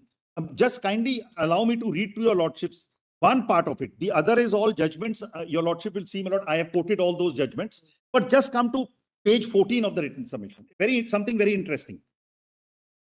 Page 4591, something very interesting. In Dheeraj More, the Hindi translation of Article 233 is reproduced. 4591. The written submission. Your lordship has my written submission hard copy. Just kindly see, type page 14 at the top. All right. Page 4591, my learned friend says. 4591. There is an internal page. Okay. Now, para 7 of the submission, my lord. The review petitioners also seek to rely on the Hindi and Punjabi version of Article. Your lordship got this line, one? Yes. Of Article 233 of the Constitution. The Hindi version of the Constitution has been quoted in paragraph 7 of the judgment in Dheeraj More. A reading of the same would show that the expression used is pleader raha hai. In Hindi, it says pleader raha hai. It is submitted that the expression is raha hai and not hai. Therefore, the term raha hai denotes a past state of affairs and not a present one, and is not necessarily continuing in the present. As noted in para 9 of Dheeraj More, the Hindi translation of the Constitution was signed by the members of the Constituent Assembly and therefore must be treated as an authoritative text. Now, the next is, my lord, what we have got from the petitioners have also got Punjabi translation of this article from the website of the Legislative Department. The expression used in the translation is reh chukya hove. Reh chukya hove is clearly past tense. So therefore, my lord, if your lordship agrees with what my learned friend Mr. Jayant Bhushan is saying and answers question 4 in our favor, nothing of this will arise. Assuming your lordship does not, then also I say, for a person like me who has 7 years service, who has joined and then is willing to resign his assignment, his service, and join as a fresh recruit, merely because I have been joined, should not be held to be a disqualification for my even being allowed to compete for the post. I am very grateful, my lord. I have tried to make the written submission comprehensive the way I want to project it before your lordships. Thank you. Very great.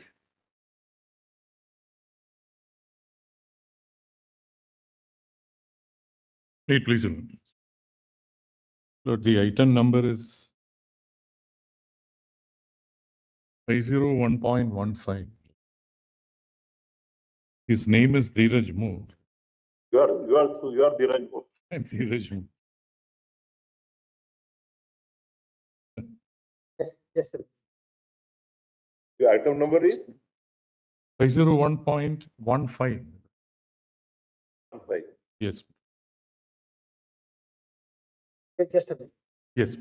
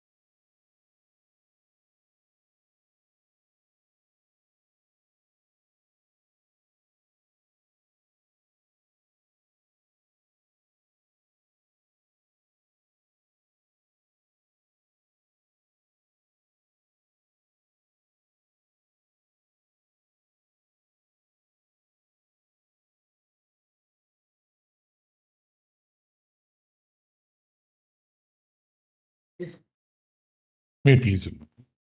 Be excused only for 5 minutes. 5 minutes, if I can. For 5 minutes, if I can be excused. No, we are not stopping anyone to, because we have been seeing Shankararan is sometimes chair, sometimes the central chair is vacant. His presence and absence, both are conspicuous. Yes, please. My Lord, the petitioner was enrolled as an advocate on 3/8/2000, only two, just as, sir. And then he became a Enrolled on 3/8/2000. In 12 years of experience. And then, my Lord, he became an assistant public prosecutor on 2/4/2006. on 2/4/2006. And then, my Lord, on 2/4/2008, he joined the Haryana Judicial Service. And then, my Lords, on 8/9/2009, he joined the Delhi Judicial Service. More than On? 7.5. He had 7.5. no, when did he join Delhi? Delhi, my Lord, on 8/9/2009. That continued, my Lord, and thereafter he applied for direct selection as district judge, and then ultimately the matter reached this honorable court, where this honorable court held, my Lord, in Dheeraj Moore, that he was not continuing as an advocate on the date of a selection or even application or appointment, and therefore, my Lord, he is ineligible. This is the sum and substance of. He therefore had 7.5 years of service in the bar, my Lord, when he had before he joined the judicial service also. But, my Lords, as since your Lordship, sorry, my Lord. If you include the APP's practice, then he had 7. Yes. Including, only if that is included. Your Lordships are right. If your Lordships are considering issue number 4 on a broad spectrum basis, then your Lordships are pleased to answer it on the ground affirmatively. Then, my Lord, none of the other questions may really arise. And therefore, my Lord, the question is, what is it that your Lordships would be considering in question number 4? No, my Lord, in my respectful submission, my Lord, Dheeraj Moore may be erroneous, my Lord, on 2 or 3 broad grounds. Firstly, my Lord, to say that there is a 233(2), Article 233(2) provides for a quota for advocates, my Lord, insofar as appointment to the post of district judge is concerned. 233(2) doesn't provide any. My Lord, that's a reading of the constitutional provision, which, my Lord, in my respectful submission, may not appeal to your Lordship. There is no quota that is contemplated here. My Lord, 233 as a whole has been held to be a self-contained court, my Lord, in the earlier constitutional bench judgments of this honorable. More particularly, Rameshwar Dayal. Rameshwar Dayal, my Lord, specifically and pointedly considered the question as to whether an applicant to the post of a district judge under 233 is required to be an advocate or a pleader on the date on which, my Lord, he applies for it, the date on which he is selected, and finds that he need not be. Rameshwar Dayal, my Lord, holds against, lays down a dictum which does not mix up the two. Rameshwar Dayal, my Lord, considers the appointment of both Harbans Singh and Sawhney, who were not on the rolls of the Bar Council, my Lord, on the date of selection on the date of appointment as a district judge, does not find them ineligible, my Lord, to be considered. And therefore, my Lord, upholds the appointment on a specific basis. The law dictum laid down by Rameshwar Dayal in that instance. Chandramohan comes about subsequently on the essentially dealing with the question as to whether the service which are rendered by executive magistrate would also be treated as judicial service for the purpose of Article 233, holds affirmatively that it can be. But Rameshwar Dayal, my Lord, which is a constitution bench judgment, specifically considers this question as to whether persons who are in judicial service on the date of appointment, date of selection to the post of district judge, which is a selection under 233 specifically, can take note of the fact that they have been advocates, can rely on the strength of the service which they had rendered as advocates and hold that they can. It is in the context of a direct recruitment under 233. My lord, Rameshwar Dayal has been misconstrued, my lord, in my respectful submission, both in Dheeraj Moore and also in Satyanarayan Singh, my lord, which is also a 3 judges bench judgment. And how they, my lord, it has been misconstrued, if I may say so with respect, is to take, my lord, that these are two disparate streams. Advocates in one stream, persons in judicial service in the other stream, and therefore at no point of time can they be permitted to mix together or jump from one stream to the other. This is a graphic manner in which, my lord, Satyanarayan Singh has expressed it. And Satyanarayan Singh, my lord, has been specifically referred to in Dheeraj Moore in paragraph 21 onwards and has been followed in that behalf. And ultimately, it is that which is laid down as a dictum, my lord, in paragraph 45. My lord, in my respectful submission, neither the wording of Article 233 nor, my lord, Rameshwar Dayal can be considered as in any manner, my lord, persuading a bench which came thereafter to take a view to the effect that these are disparate streams and therefore, my lord, a person in judicial service, though was preceded by the service as an advocate, whatever be the tenure of service, my lord, that's a different matter that arises in the context of question number 4. They should not be permitted to apply for a post of the district judge on the basis of a direct recruitment under 233.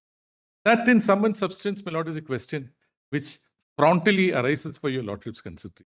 If your lordships are pleased to hold that Rameshwar Dayal has construed it correctly, and that is in sync with your lordship's own reading of the constitutional provisions as, then, my lord, Dheeraj, Then, if you rely on Rameshwar Dayal, then even the executive be entitled to compete.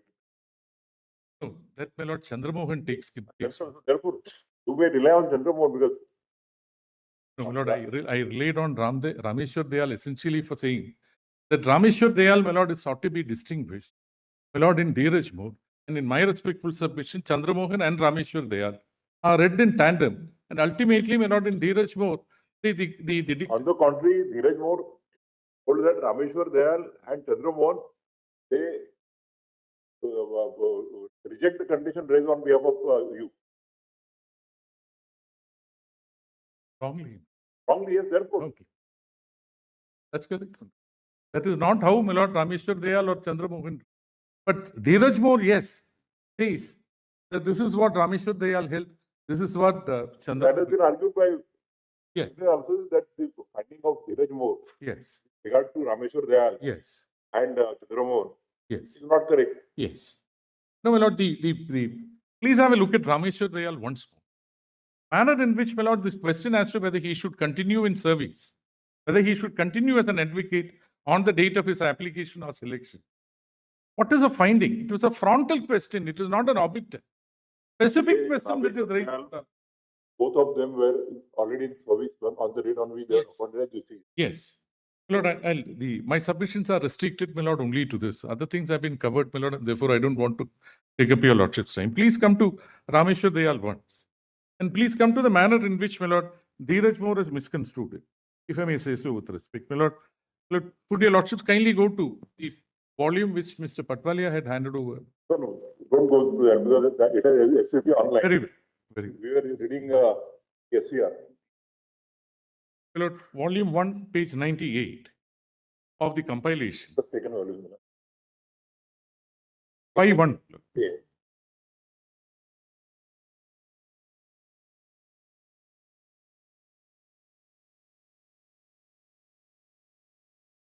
Volume 5.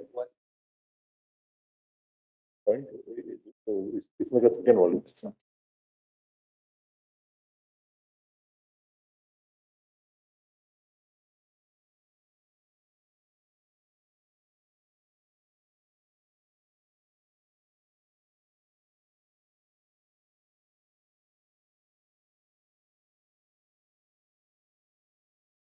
Well, if your lordships are going by the pagination, at the middle of the page, it is, please come to page 104, because this starts at page 98. Dhiren More is in volume. Not Dheeraj Moore, my lord. So, sir, Rameshwar Bhai. Rameshwar Singh is volume. 5.1. 5.1.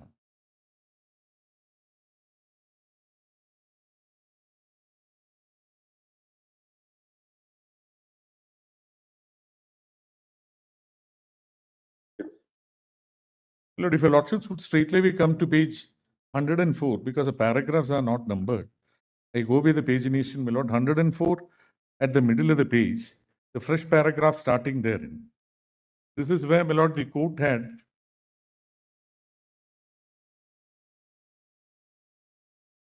Yes. focused on the issue. It would thus appear that of the 5 respondents mentioned above 3, namely Shamsher Bahadur, Gurudev Singh and Hansraj Khanna had their names on the roll of advocates of the Punjab High Court before they were appointed as district judges. In other words, they were practicing as advocates at the time they were so appointed. 2 of them, and this is where, my lord, the issue frontally came up for consideration. Harban Singh and P.R. Sawhney did not have their names factually on the roll when they were appointed as district judges. P.R. Sawhney, it appears, had his name so enrolled on 20th of October 1959, that is after his appointment as district judge. We are inviting to this distinction amongst the respondents at this stage, because as will appear later, this distinction has some bearing on one of the arguments made before us on behalf of the appellant. Now, my lords, the next page, or the same page, my lord, the last paragraph. Now, the argument that the learned counsel for the appellant is ranged over a wide field, but the point for decision is a narrow one and depends on whether respondents 2 to 6 fulfill the requirements of clause 2 of Article 233 of the Constitution when they were appointed as district judges by R1. That clause lays down that a person not already in the service of the union or the state shall only be eligible to be appointed a district judge if 1, he has been for not less than 7 years an advocate or a pleader, and 2, is recommended by the High Court for appointment as appointment. As to the second requirement, no question arises here, because admittedly 2 to 6 were recommended by the High Court for their appointment. Then, my lords, please come down, and then a sentence which starts in the same paragraph. Secondly, that is after the Legal Practitioners Act is referred to. Secondly, he has submitted that by reason of the use of the present perfect tense has been, in clause 2 of Article 233, the rules of the grammar require that the person eligible for appointment must not only have been an advocate or pleader before, but must be an advocate or pleader at the time he is appointed to the office of the district judge. Therefore, this is a pointed issue. Now, after this, my lord, if your lordships kindly come to page 110 in the middle, the paragraph which starts there, the fresh paragraph starting therein, and towards the middle of that, after Article 124 and 217 are referred to. And this is where, my lord, the court says, and this is a much quoted provision, statement, Article 233, if your lordships have got it. Article 233 is a self-contained provision regarding the... You are at 107. My lord, 110, my lord, 110. Fresh paragraph starting at 110. 110. That starts with the word learned counsel for the appellant. My lord, I'm skipping some of them. Then if your lordships come about 10 lines below that, the sentence starts with Article 233 is a self-contained provision. That you already read. Yes. Just give me 1 minute, my lord, so that I can complete my submission. On the contrary, when Mr. Bhushan was arguing, Sorry. Yes. The Patwali was arguing. no, when Mr. Bhushan opened the argument, Yes, yes. we said that this directly is the point. Yes, my lord. No, my lord. When your lordships kindly come to page 112, last line. My lord, why I keep inviting your lordship's attention to this is that this is a ratio. This has been completely misconstrued, if I may say so, with great respect. When it comes to Dheeraj Moore. Last line at page 112. Specifically says that if a person is in service of the union or state, no qualification is required. The qualification is required if he is not in the service and if he is an advocate, then that 7 years embargo is required. That's good. But to say that therefore if you are applying as an advocate, the fact that you have been in service disentitles you to apply for the post because you are not an advocate on the date of the service, on the date of the application, is what ultimately my Lord Dheeraj More comes to. That is nowhere my Lord Time of mentioned. BJP, we find that Dheeraj More does not correctly consider both That's right. Ramachandra That's and right. Chandrababu. That's right. On this crucial aspect as to Lord present tense, present past tense. Both the judgments have been misread. Yes. Both Dheeraj More and Satyanarayan Singh, my Lord, which is also part of this. Pointed out, Yes. paragraph 110, which he, I think he wanted you to see. Page 110. Settles the issue now. It says, subsection 2 of 233 deals with only lawyers. And lawyers have the qualification. 231 is common, no qualification is prescribed. That's the only thing. And, If somebody has understood Rameshwar, there's no difficulty at all. And then subsequent judgment also, someone rightly understood to mean with respect to service. Chandrababu also says that He said, same thing, but only says that when you are appointing a person from a service, he shall be only from the judicial service. Yes. correct. That Because it draws a distinction to earlier service, where they, from the civil service also somebody has been taken. So they clarified it. In 1985, there was a watershed. your side can conclude today. Sorry, my Lord. Yes, yes. Your I side don't can conclude today. I don't know, my Lord. See. My Lord, I'll take another 10 minutes. I'll stay within my allocated time. I won't go beyond that. But fortunately, so far, everybody has been keeping the time. Pointed. We'll do that, my Lord. I think all of us will do that. Unless, my Lord, there is some issue which arises on which your Lordships would require assistance. My Lord, in which case, my Lord, we may have to assist your Lordships with some extra allocated time. But apart from that, my Lord, I'll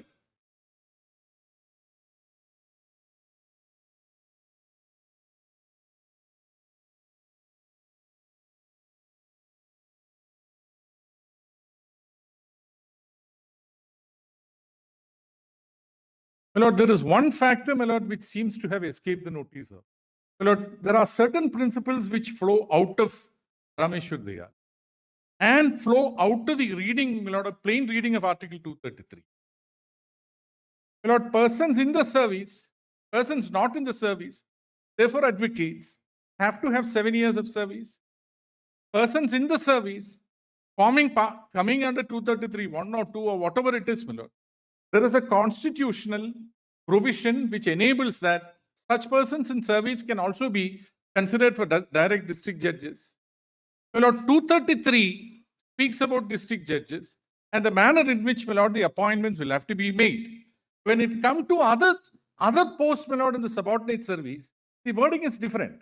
It comes completely under the control of the High Court in accordance with the rules that are framed, my Lord, under 3 by the governor in consultation with the High Court. What your Lordships have held, that also, my Lord, in a constitution bench judgment of Balmukund Shah, that when it comes to appointment both to the post of district judges and other services, my Lord, in the subordinate service, consultation with the High Court, my Lord, is mandatory. It cannot be otherwise. Even a paramount plenary legislation, my Lord, in Bihar was found to be, my Lord, not valid because the question of a requirement of a consultation with the High Court was not satisfied. Point is this, my Lord. Therefore, a constitutional provision, which is, sorry. We have to understand what you are saying is right. Yes. Now, if you understand the scheme, Yes. as we understand it, Yes. it puts the judicial officer at a higher pedestal.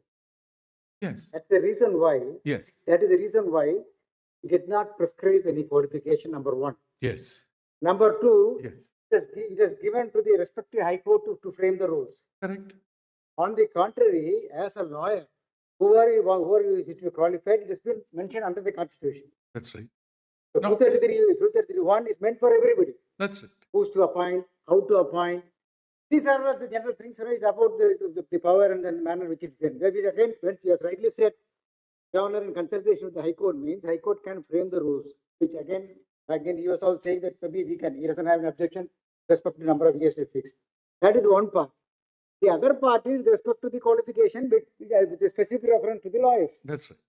Therefore, My Lord, no, I was just, understand subject to hearing. so I am not strictly concerned with question number 4 because I don't require the benefit of a broken service being mixed. Because I already have 7 years of service, as my lord the chief just pointed out, Once we as an hold, APP. once you will hold the constitutional, the wisdom of the constitutional mandate is there, Yes, by placing it in a higher pedestal. that's correct. Because you know, when somebody is working as, Then performing it the is a role as a logical. lawyer, Correct, your lordship somebody are is right. working as judicial That's right, officer, that's right, you will see the experience will. that's right, grow. that's right.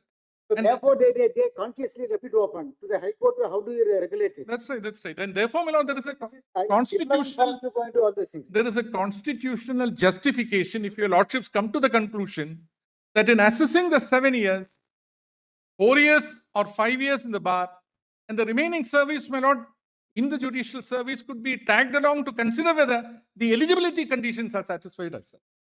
There's a justification for this. Because your lordships are holding, and rightly so, if I may say so with respect, that the judicial service will have to be put on a pedestal which is higher than that, the service which you render in the bar. In our little experience, we can tell you, just excluding the senior law, all I would say my law clerk, that 1 year of judgeship is equal to 5 years of being in terms of your experience. Oh, yes. The volume of work. Oh, yes. Oh, yes. Oh, yes. For everybody, I'm saying. Oh, yes. So that is the reason why they consciously left it Oh, open. yes. Oh, yes. And as rightly said, there is no reservation here. You can't interpret it like this. 233.1 is about persons. And what you, When what, you see 232, Correct. speak about person. That's It's in one category. That's- It sits for the A category, That's- while so subsequent ones speak about all categories. that's, That's and- difficulty on this. therefore, my lord, when your lordships are actually putting that meaning, or lordships are infusing that constitutional justification on a reading of Article 233(2), your lordships are essentially culling out the meat of the matter and then putting it across. Saying what? This is what? 7 years is required. But 7 years, how to compute the 7 years is a matter in which your lordships will have to consider whether the nature of the service that is rendered. In fact, the distinction between somebody serves for 5 years, then goes, and then serves in some other capacity. Your lordships rightly say no, because there is a complete disconnect. And that cannot be taken note of, my lord. It may be a hard case. Then he comes back after 3 years, serves for another 3 years, still doesn't complete 7 years, and then goes. But then, my lord, your lordships will not take that into account and then say he enrolled, he got himself enrolled some 15 years or 20 years ago. And therefore, his total service will have to be considered. Your lordships will not accept it. Why? Because it is a completely dissociated service. But why your lordships at the same time would accept a case where he has been in judicial service and therefore tag along the service which he has rendered for the purpose of considering whether this is eligibility under 233(2), your lordships will take note of the fact that the service which he renders is in the same category. The spectrum is the same. That could be the constitutional justification. My lord, coming back to what Dheeraj Moore has held, just come to paragraph 45 alone, my lord. That's the conclusions 47. And this is where, my lord, we would respectfully submit that your lordships may have to That has been read to us. pointedly overrule. Sorry. Para 47 has been read to us. Yeah, it has been read. Dheeraj Moore, I'm reading something here. Both para 47 of Justice Mishra's judgment as well as the judgment of Justice Bhatt. That's right. Those do not lay down the law correctly, my lord, in my most respectful submission. Starting from paragraph 45. Yes, volume, Dheeraj Moore, if your lordships have it. We answer the references under the members of the judicial service of the state can be appointed as district judges by way of promotion or limited competitive examination. Fair enough. The governor as a state is the authority for the purpose of appointment, promotion, posting, and transfer. The eligibility is governed by the rules framed under 234 and 235. Fair enough. Under 232, an advocate or a pleader with 7 years can be appointed as district judge by way of direct recruitment in case he is not already in the judicial service of the state.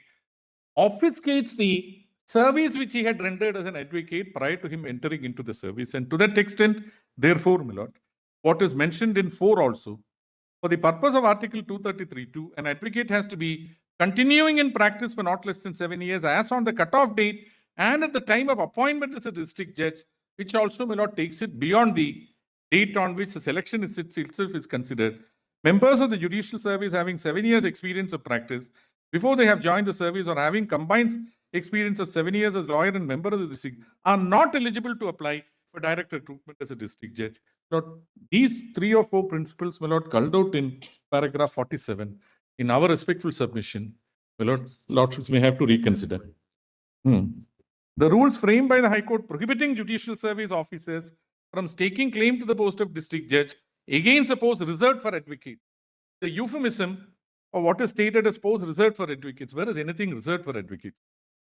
By way of direct recruitment cannot be said to be ultra vires and are in conformity with Articles 14, 16, and 233 of the Constitution of India. My Lord, I am not really concerned with the virus of the rules, my Lord, in the Delhi Judicial Service, because that doesn't contain this prohibition. At any rate, my Lord, I don't fall within that. It doesn't contain such a provision. I think only 2 high courts contain this. Therefore, my Lord, but since your lordships are considered on a broad spectrum basis, such rules, my Lord, if they contain a prohibition, may not stand the test of Article 14 and 16. Firstly, for the reason that advocates do not have a quota.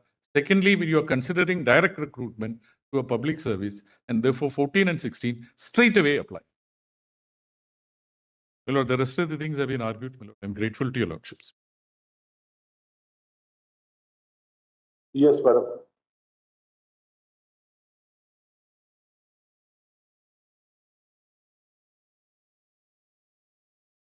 May I just request your lordships to take up Dheeraj more and just the Hindi part, because your lordship, Para 7.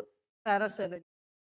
Lordships will see the placing of the comma in Hindi, which makes it very clear that Rameshwar Dayal interpretation is the correct interpretation. Page 971, your lordships.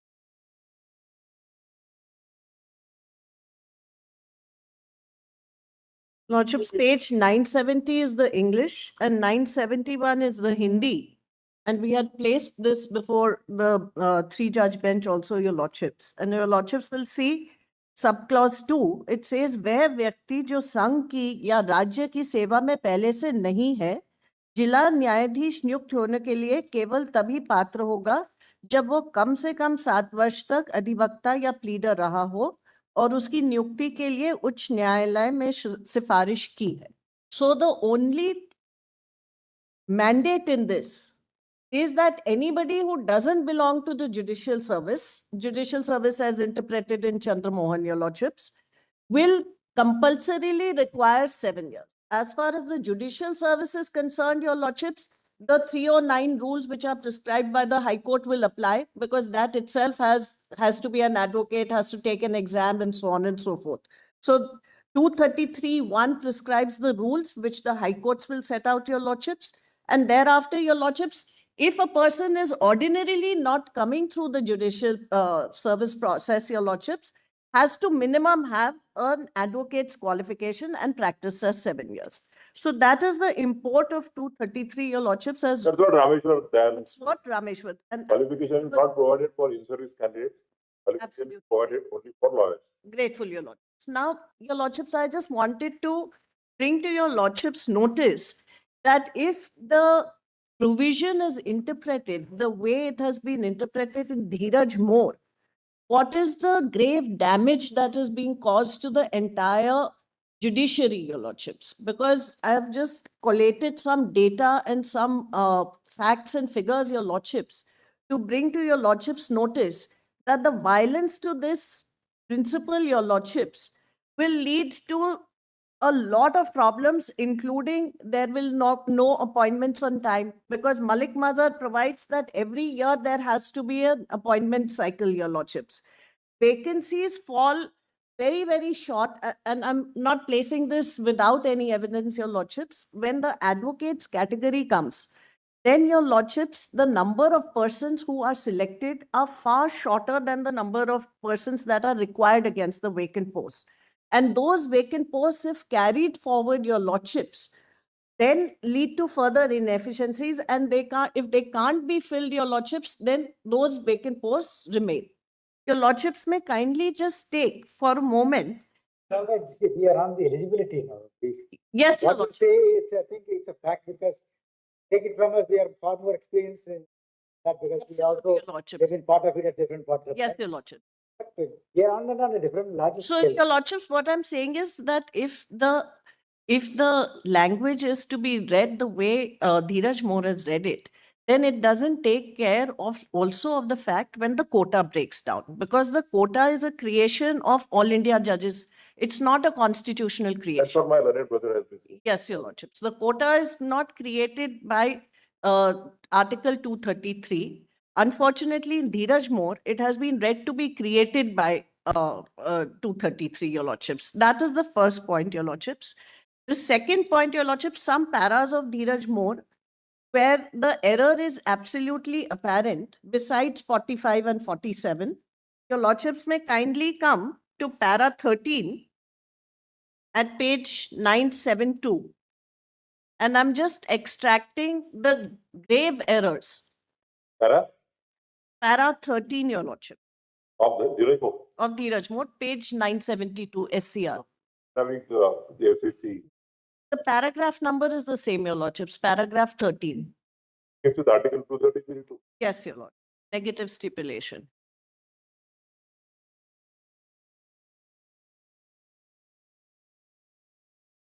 Your Lordships, the very first That sentence. we have already read. Yes.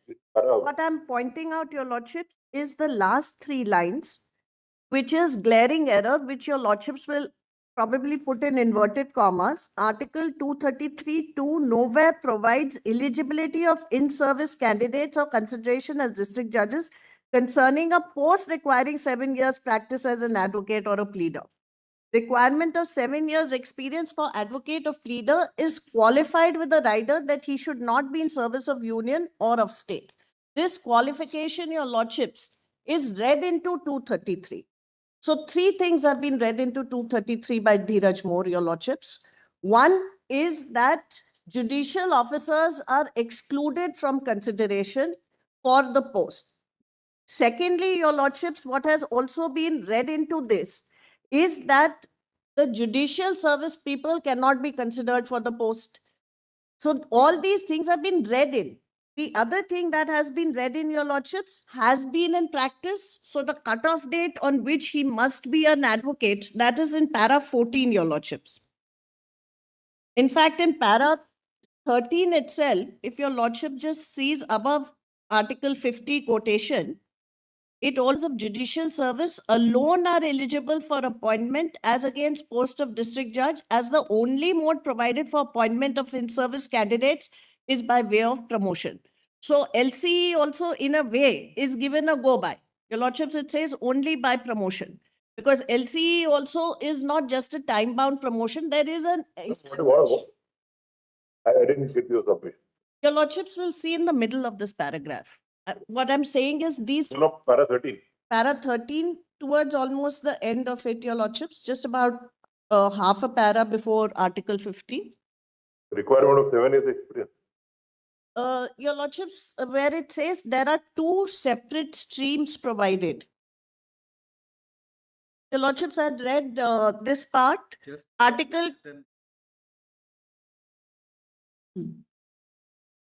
So there are two separate. Yes, Your Lordship. Now, all this is read into 233. Article 233 provides two sources of recruitment, one from judicial service and the other from advocates or pleaders. These are two separate streams provided. One is for persons in judicial service and the other is for those not in the judicial service of union or state and have practiced for 7 years. So it makes a clear chasm between the two. The expression in service of the union or the state has been interpreted in Chandramohan to mean judicial service, not any other service of union or state. So far, so good, Your Lordships. Now, Your Lordships, this sentence. Thus, it is clear that the members of the judicial service alone are eligible for appointment as against the post of district judge, as the only mode provided for appointment in service candidates is by way of promotion.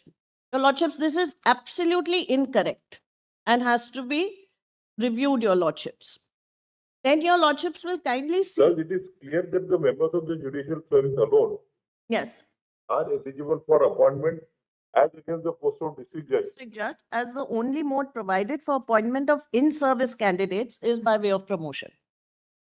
There is no such bar under 233. 233 doesn't say that judicial officers cannot compete for certain number of posts of district judges. No such parameter is set in 233. These are some parameters which some high courts made as rules and said that we will have first quota used to be 50-50, your lordships, then lordships revised it to bring in the LC process, your lordships, to make it competitive. It is saying is that's correct. What is provided, Yes, your lord. one channel is only meant for judicial officers. Yes, your lord. That's correct. Yes, But you are right. The other channels is also is like an open category. please, your lord. That's, Now, what Deepak More says is that one channel is for judicial officer, other channel is. there's a complete separation which is in. But one channel is for judicial officer is correct because nobody else can participate there. It's only a way of promotion. Whether merit seniority or seniority come merit, it's a subject to that. That's a different issue. Because the argument that is raised from the other side is that if the advocates have a pure 25% quota, in fact, their entire emphasis is on quota.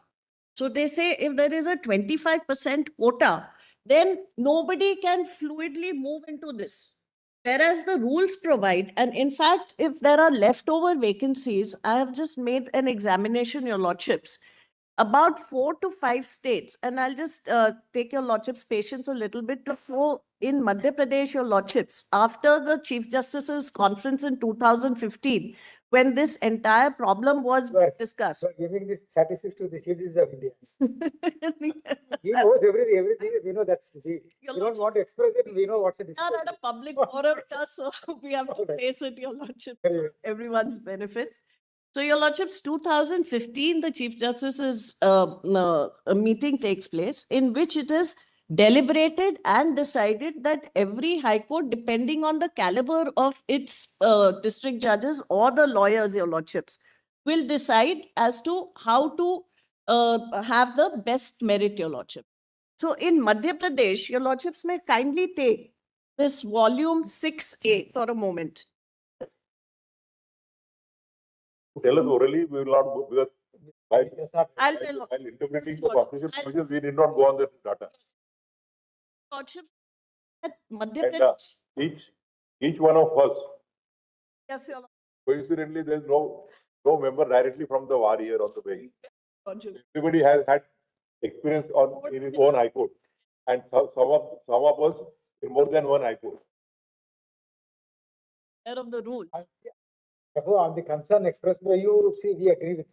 Yes, your lordship. That's a Yes. real problem, serious problem. So, your lordships, what I'm driving to your lordships is that many high courts, especially Madhya Pradesh High Court, provides that when quota breaks down, when for 2 consecutive years you cannot find any suitable advocate, because your lordships, the figures are dismal. 1 out of 16 people are selected in the advocates category, your lordships. When it breaks down, and the breakdown point is also decided after 2 years. When it breaks down, then how do we fill these? Let us not go into those. If the eligibility itself is knocked off of these judicial members, your lordships, the efficiency of the service is at stake. That is the point I'm making. Shetty Commission has already elaborately considered that, and Yes, your lordships. we have seen the report of the Shetty. Very well. Now, your lordships, one more point I wanted to make is para 33 of Dheeraj More, is where it very cursorily rejects our argument on Article 14 and 16, which is the deprivation of opportunity. Paragraph 33, your lordships.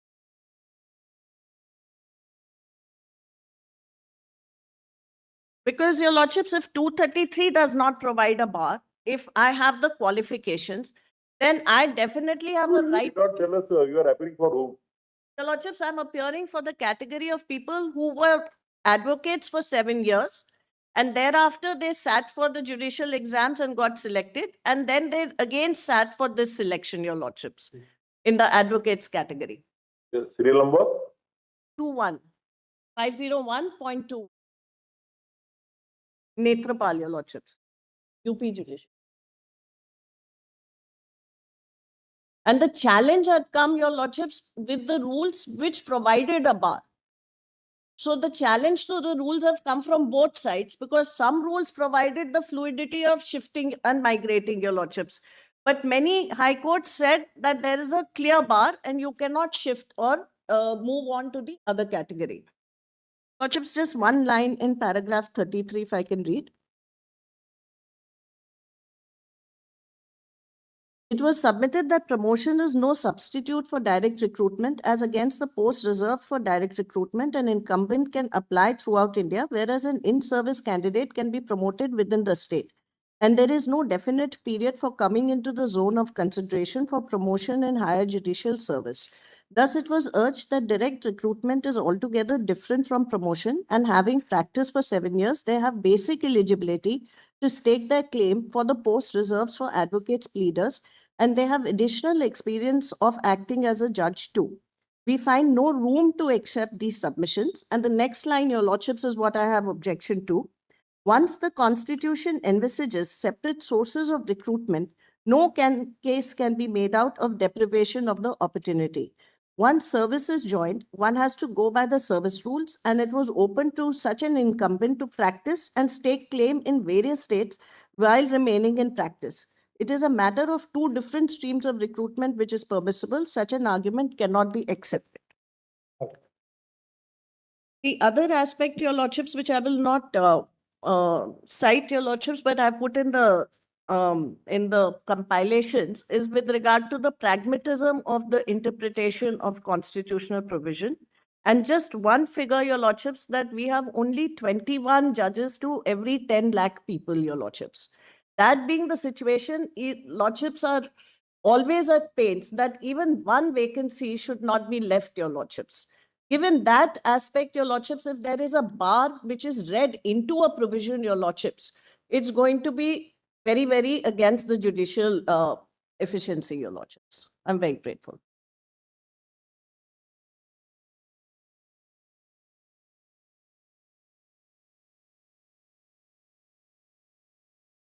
May it please your Lordship, my lord, I appear for the state of Kerala in the first case of Rajneesh versus Deepa.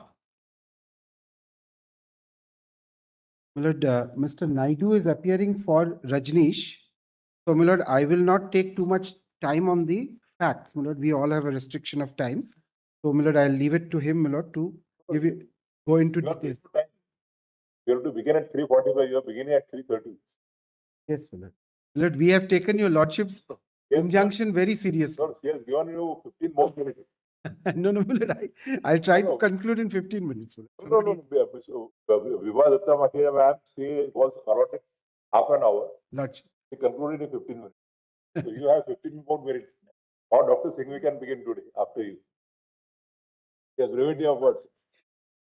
We appreciate that. My lord, whatever your Lordship says, my lord, I am prepared to. Lord Pope, Lord take little light from garnish of words and garnish of flowers. But actually, my lord, the theory that councils should be allowed to continue at length is not correct, my lord. The very same councils before your Lordship, when they appear in international arbitration, are given very definite time slots, and they very happily, my lord, fit into that. If your Lordships were to insist on it, my lord, I believe, my lord, there will be no difficulty, my lord, on our side. But even in the last constitution pages, we except only 2 hours were extra, otherwise the time to do. Yes. And this big thing that we are unnecessarily granted more time. Correct, correct. We could have concluded within 2 days. Times is fine. During the time which your Lordships. If questions come from all your Lordships, the question is how far are we going to survey for this half? For this half an hour? Lordships view already falls, Your Lordships, then there is not much for us So, to say. that's always difficult for the third or fourth council. The starts can take his own time. So. Yes, You are into 50.1. Yes. Rajneesh versus K. Deepa, and the respondents, my lord, include the state of Kerala. Now, Rajneesh was a person, I will summarize, my lord, the fact in one sentence. There are details, of course, my lord, which the counsel for Mr. Rajneesh can give your lordship. Rajneesh, my lord, was an advocate. After putting in 7 years in the profession, he took the examination and became a civil judge.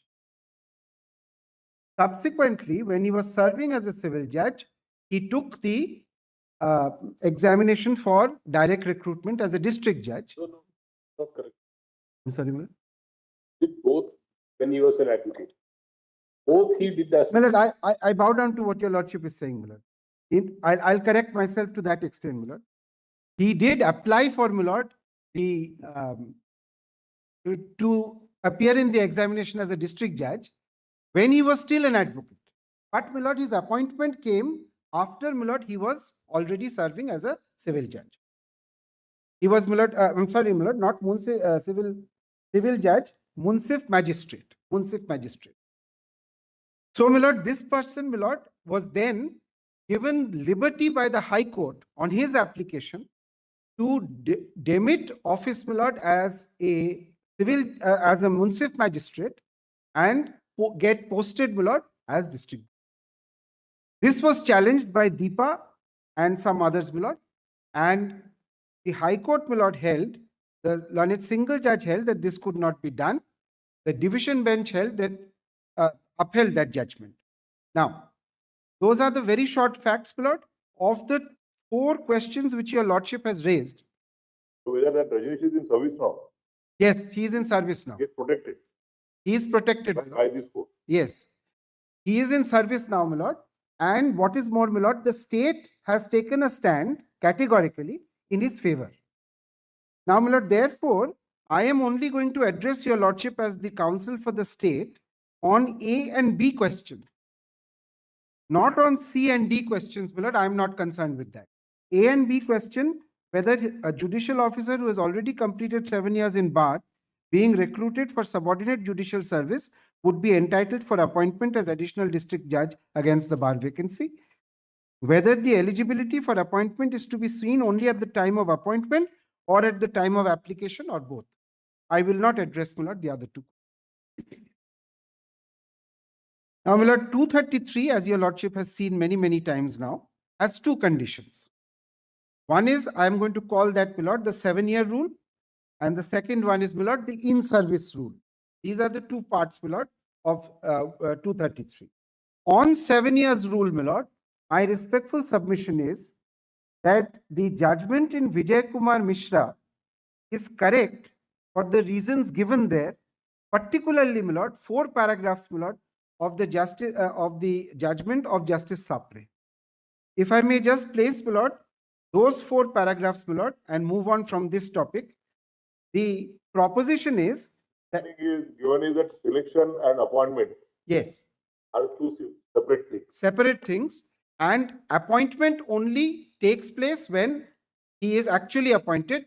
The question, Milord, is whether the proposition that we are therefore making is this: a candidate can become eligible under Article 233(2) of the Constitution after putting in 7 years of practice, but the same does not have to be continuous leading up to the date of the appointment. It can be 7 years at any stage of his working life. This is the proposition. So you want to the argument of Arvind Dattan, that suppose practices for 3 years, then goes back somewhere for Yeah. 10 years, Yes, again practices for 4 years, yes, will be eligible. he would be, Milord. Because, Milord, he has put in 7 years at some stage of his career. But of course, Milord, as far as this particular person is concerned, he has put in 7 years continuously. But there is a gap between him putting in that service and, Milord, the appointment. My Lord, Milord is absolutely right. There is no gap between the application and the advocacy. On the date of the application, he had He was a, continued. yes, correct, Milord. But, Milord, on the date of appointment, Prima facie, care of the view yes, is that the eligibility has to be considered on the date of the application, not on the date of the appointment.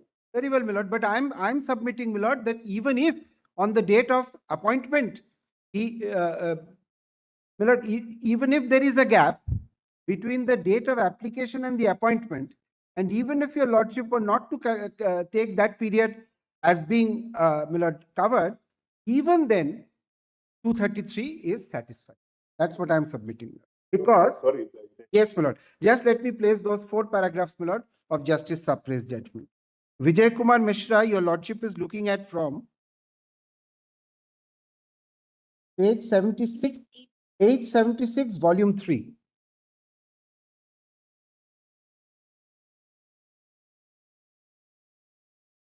Paragraph is 21 onwards. Justice Sapre would start from para 50.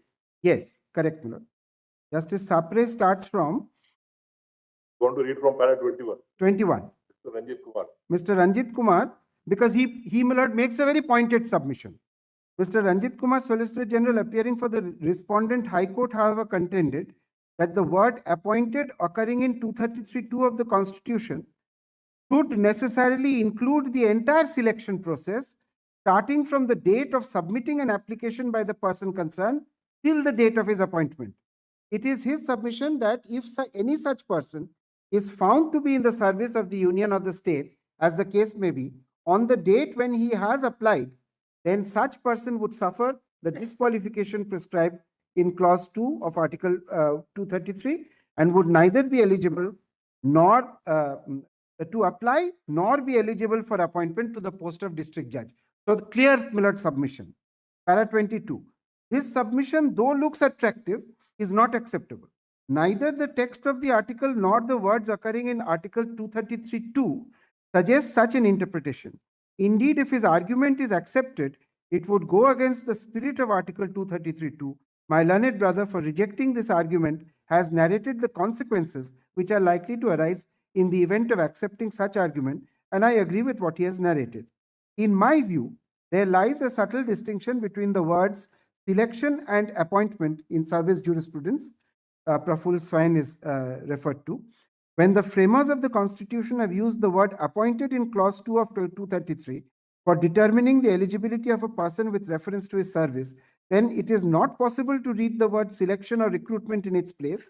In other words, the word appointed cannot be read to include the word selection, recruitment, and recruitment process, because they were trying to, my lord, injunct the whole of that process. In my opinion, there is no bar for a person to apply for the post of a district judge if he otherwise satisfies the qualifications prescribed for the post while remaining in service of the union. My lord, it goes further than saying that a person has applied when he was an advocate, but he has been appointed when he was in service. It goes beyond that and says that even if you have applied on the date when you are in service, it is perfectly all right. It is only at the time of his appointment if occasion so arise that the question of eligibility arises. Eligible is only to be seen on the date of appointment. Denying such person to apply for participating in selection process when he otherwise fulfills all conditions prescribed in the advertisement by taking recourse to clause 2 of 233 would, in my opinion, amount to violating his rights guaranteed under 14 and 16. It's a settled principle of the rule of interpretation that one must have regard to the subject and object. To interpret a statute in a reasonable manner, the court must place itself in the chair of the legislature.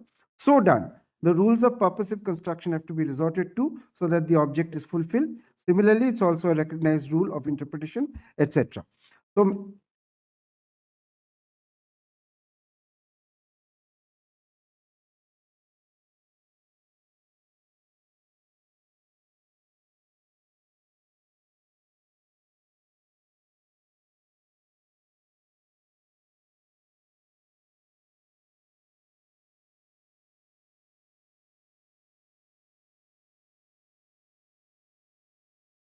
We heard you that we may not require elaboration. Lordship. We may be subject to hearing them.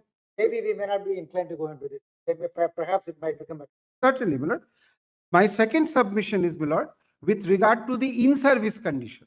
The so-called in-service condition, my lord, in my respectful submission, is really a matter of form rather than substance. It can very easily be dealt with in the facts of any given case. I'll take, my lord, this particular case itself. The Kerala rule says that appointment is on the date he joins a post.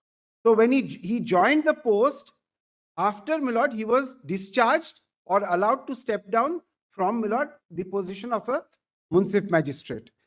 It is not the date on which he is offered the employment that, my lord, is relevant. This, my lord, helps us because on the date when he is offered the employment, many of these people have been in service. They have then resigned or, my lord, have been discharged, whatever.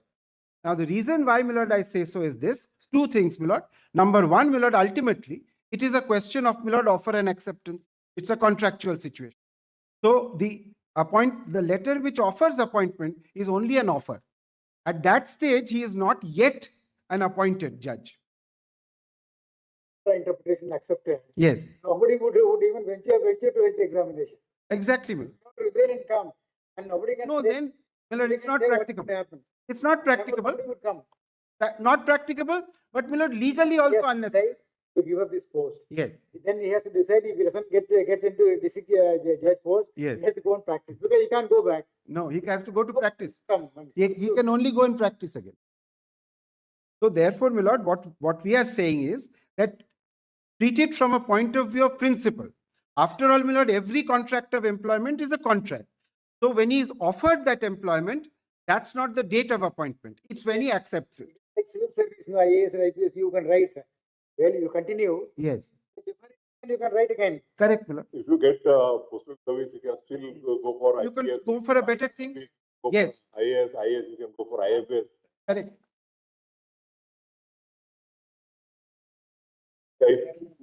Look, we will, it will not be necessary, but you are said interpreting a constitution. Yes. In common parlance, if a person who is selected as an Ayat Tahsildar can apply for IAS, central service, Correct. while he is working as a. True, my lord. And here, my lord, what I'm saying is, my lord, there is no problem with him actually being in service.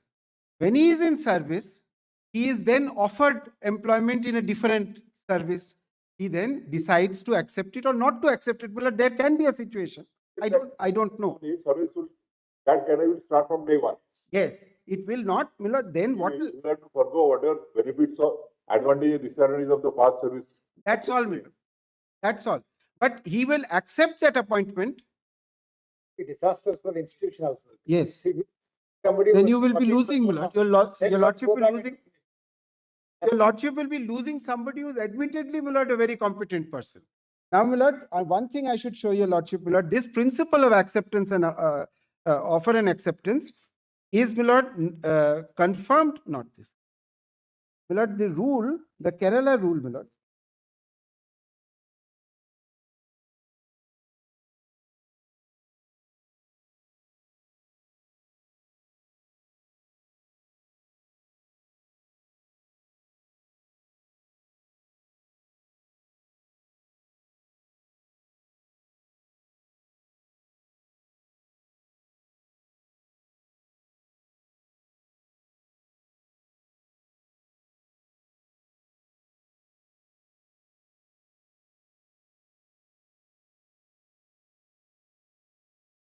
So, my lord, page, volume 4. Just a minute. Yes.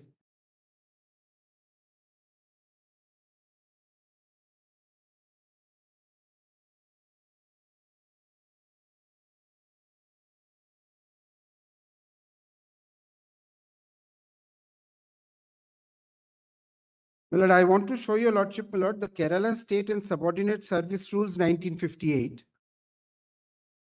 Volume is, my lord, 4.1 of your lordship's compilation. Don't have to take it, my lord. I'll read it because it is in support of this proposition. Definition 2.1, appointed to a service. And I read, my lord, in these rules, unless there is anything repugnant in the subject context, appointed to a service, a person is said to be appointed to a service when in accordance with these rules or in accordance with the rules applicable at the time of as the case may be, he discharges for the first time the duties of the post borne on the cadre of such service or commences the probation, instruction or training prescribed for member. So, my lord, only when he starts working on the service, my lord, is he appointed. The word, my lord, in 233 is clearly appointed. So, my lord, this is, my lord, what I wish to say about, my lord, the second condition in service. It's a matter of form. The substance can always be, my lord, achieved. For instance, my lord, you can even give a letter saying that we are offering you this subject to you accepting, or you can say that we are offering appointment. Now, there are three things, my lord, I will just state, my lord, and that's all that I wish to do, my lord. First of all, my lord, please remember that Dheeraj More gave a lot of weightage to the quota. Please remember, my lord, that the quota was not a constitutional requirement. There is no quota as such. 233 has no quota. How did the quota come? Quota came because Shetty Commission. your lordships, my lord, went into the question. All India Judges Association 1. All India judges, etc. Association 1. Yes, 20, 75, 25, 25, all that. And then 10, 5, 25, 10, 75, 10 and 40. 40. Yes. Yes, my lord. We have gone through that entire process, my lord, because All India judges kept appearing in the list from time to time. It still is appearing, my lord. Now, what I'm trying to say is this, my lord, that quota is not constitutional. My lord, that quota is created because your lordships felt the need was there to create it. And mind you, my lord, the rules followed that creation. Earlier to Commission and All India Judges 1 first judgment. Yes. The appointments were only to promotion. Through promotion. There was no direct district, there was no avenue for the lawyers to directly come in. Does not. It has been provided by the first judgment so as to give incentive Yes. to the lawyers to join and so that the fresh blood is infused. Lordship. So that quota has come by, not by the constitution, by our judicial process. By judicial pronouncement. Then to give some incentive to the in-service candidates, Yeah. that LCDA came. Limited Competitive. competitive examination. Then it was found that the limited competitive examination was not producing. Not having enough number of candidates. Correct. So So it was that reduced. 25 was brought to 10. Lordship. Now we are again enhanced it to 25. Right. And your lordship will recollect, my lord, after all that, the state of West Bengal had come before your lordship and said that our limited competitive category has been exhausted and will remain exhausted for a long time. Please allow us to go back to 25%. That was in the other matter, my lord. That we already decided. Yes, your lordship has decided that. Because of the wording there, the judgment, Yes, it says senior civil judge. yes. And my lord, Okay, now how do you interpret the senior civil judge? yes, Nowadays, in some state, they say 10 years as civil judge. Again, it will be of no use again. correct, It correct. will not enable fresh talent to emerge. Yes, You have to become from junior division to go to senior division. Language there for about 7, 8 years. Thereafter, by the time the candidate would get jaded. lordship. My submission is, the next one is that therefore, my lord, the rules were pursuant to your lordship's order. In fact, my lord, in order to give effect to the order, the state governments were all called and they all agreed to, my lord, develop those rules, create the rules. One or two states probably had, my lord, direct appointment at that point of time, but most didn't have. In Bombay High Court, Yes, the civil judges used to be appointed directly from the bar. right. There was no examination or something of that sort. It was sort of an invitation. Yes, Gujarat was part of Bombay first. They followed the Bombay practice.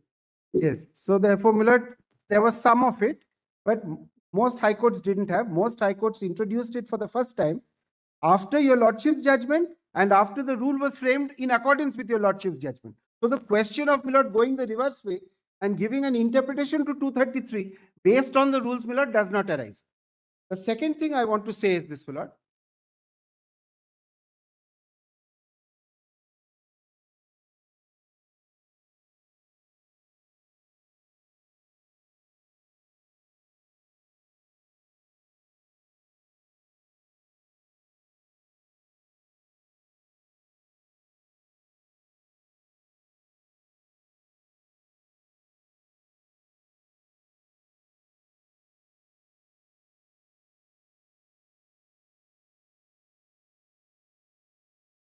Yes. My lord, the second thing I wanted to mention is this. There is a lot of emphasis, my lord, again in Dheeraj More about cutting down somebody else's quota. My lord, in my respectful submission, There was no quota in the constitution. my lord, There is no question of cutting down. right, my lord, that's my first submission. The second submission is this, my lord, that if on interpretation, your lordships are satisfied that this person, my lord, who has put in 7 years as advocate and subsequently has gone to the judiciary, If this person is covered by 233(2) and is capable of direct appointment, then my lord, he is entitled to be part of the 25%. So depends on the interpretation. If the interpretation is that he is outside direct recruitment, then there is a cutting down. But if he is inside the direct recruitment on an interpretation of 233(2), in that event, my lord, you are not cutting down anybody. It is only that the zone of consideration is larger. It's not group setting or a community. It's Exactly. on the institutional, it's on institutional centric. That's right.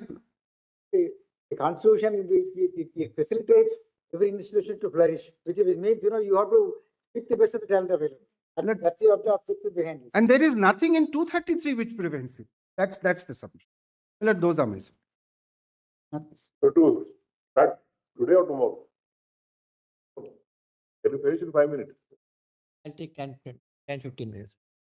Parliament, you are on which side? Now the play that side, so That was, I was wondering, yeah, I was wondering to see on that side. When I saw you, I recollected that our Nagpur chamber meeting.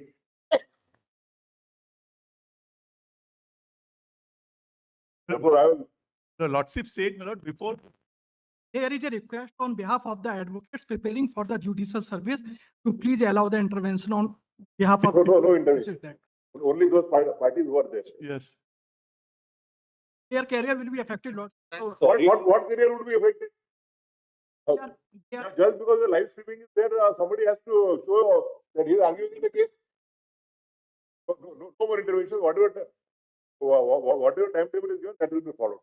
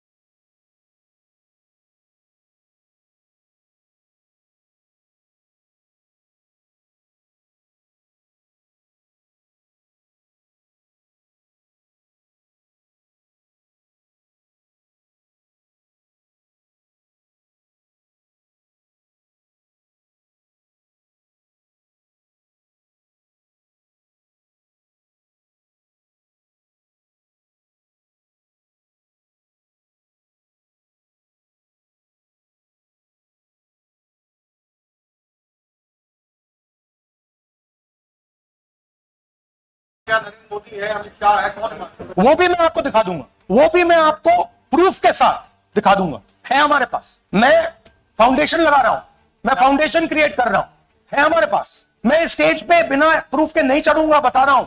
हमारे पास इस presentation में जो मैंने आपको अभी दिखाया 100% सबूत है, प्रूफ